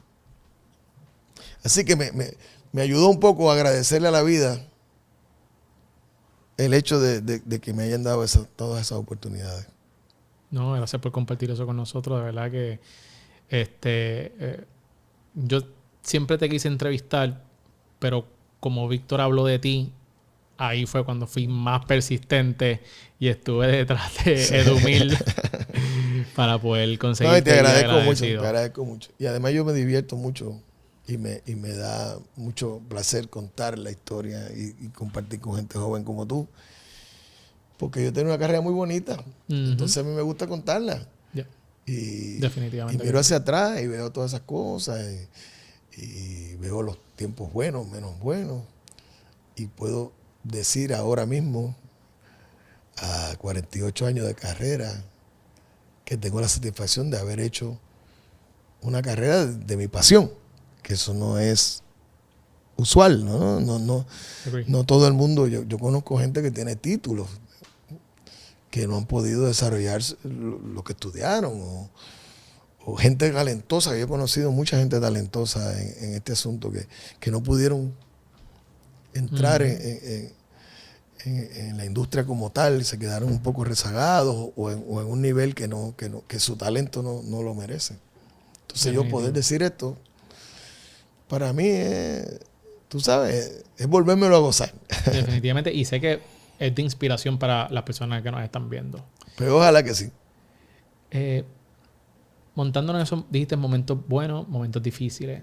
Quizás nos pueda montar la máquina del tiempo, ir para atrás, y quizás nos pueda mencionar cuál fue el momento más difícil de tu vida, ya sea en tu lado personal o profesional, y cómo lo superaste. Sin duda el 96.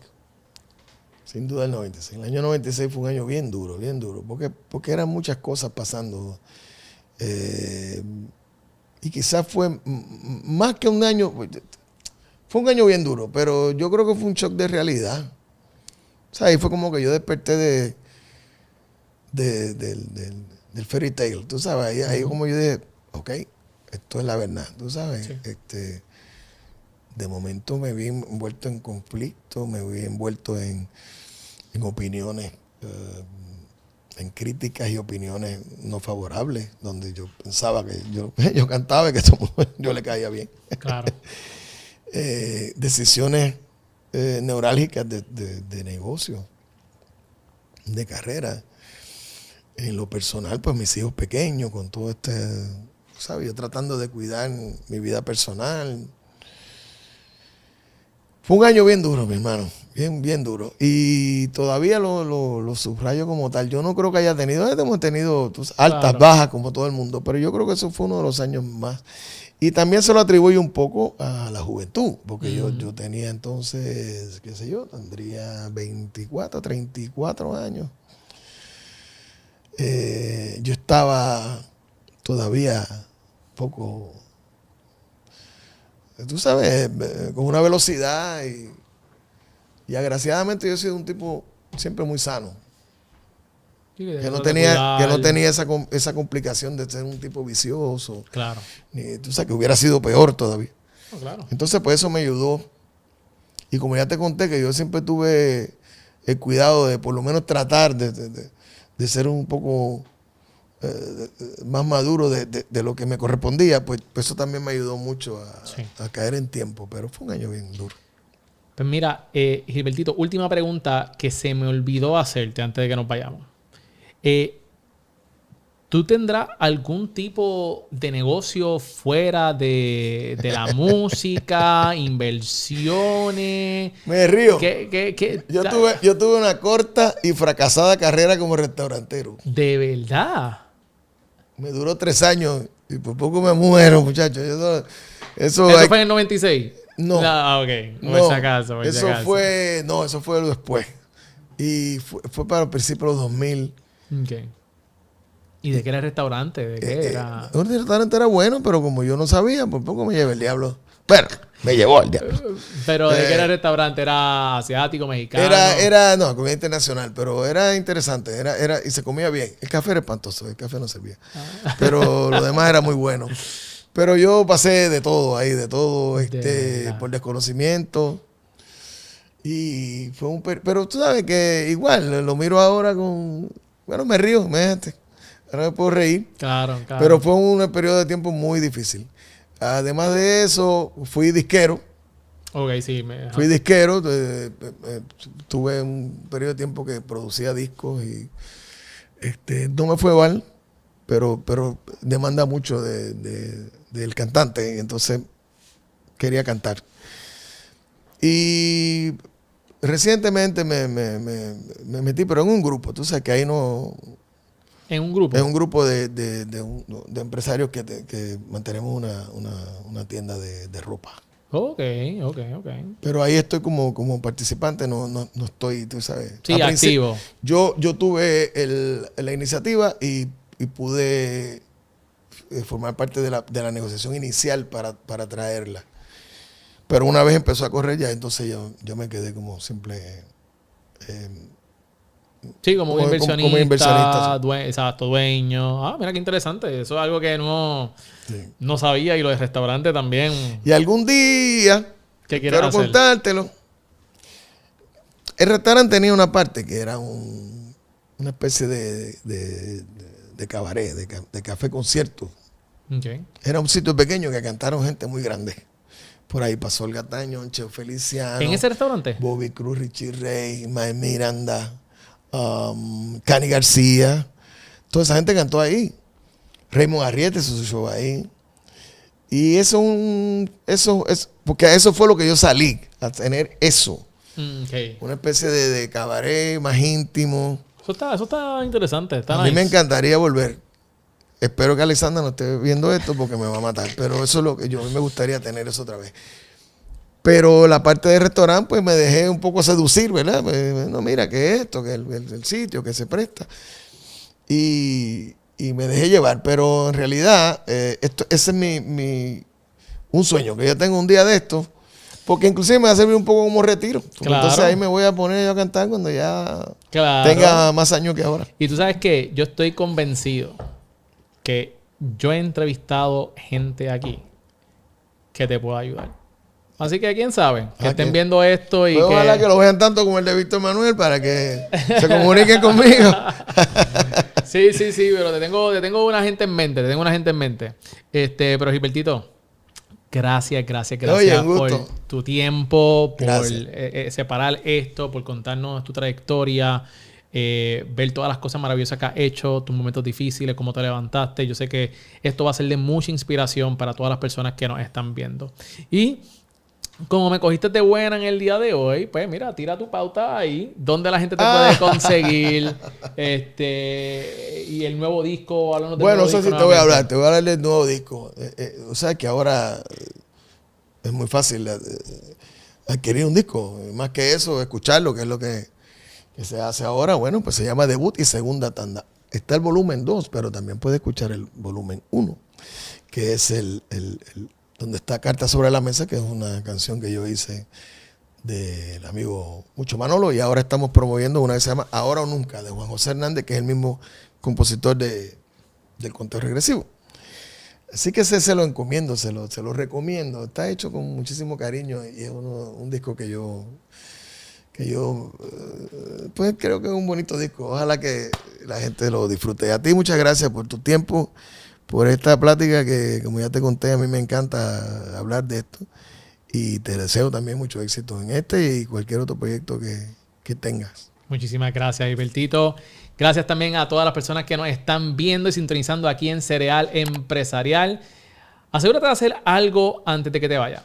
Dale suscríbete a este canal y dale a la campanita para que no te pierdas ninguno de los tremendos emprendedores, artistas, CEOs que vienen por ahí. Así que eso es todo por hoy. Mi nombre es Miguel Contés, con acento en la E, y nos vemos en la próxima.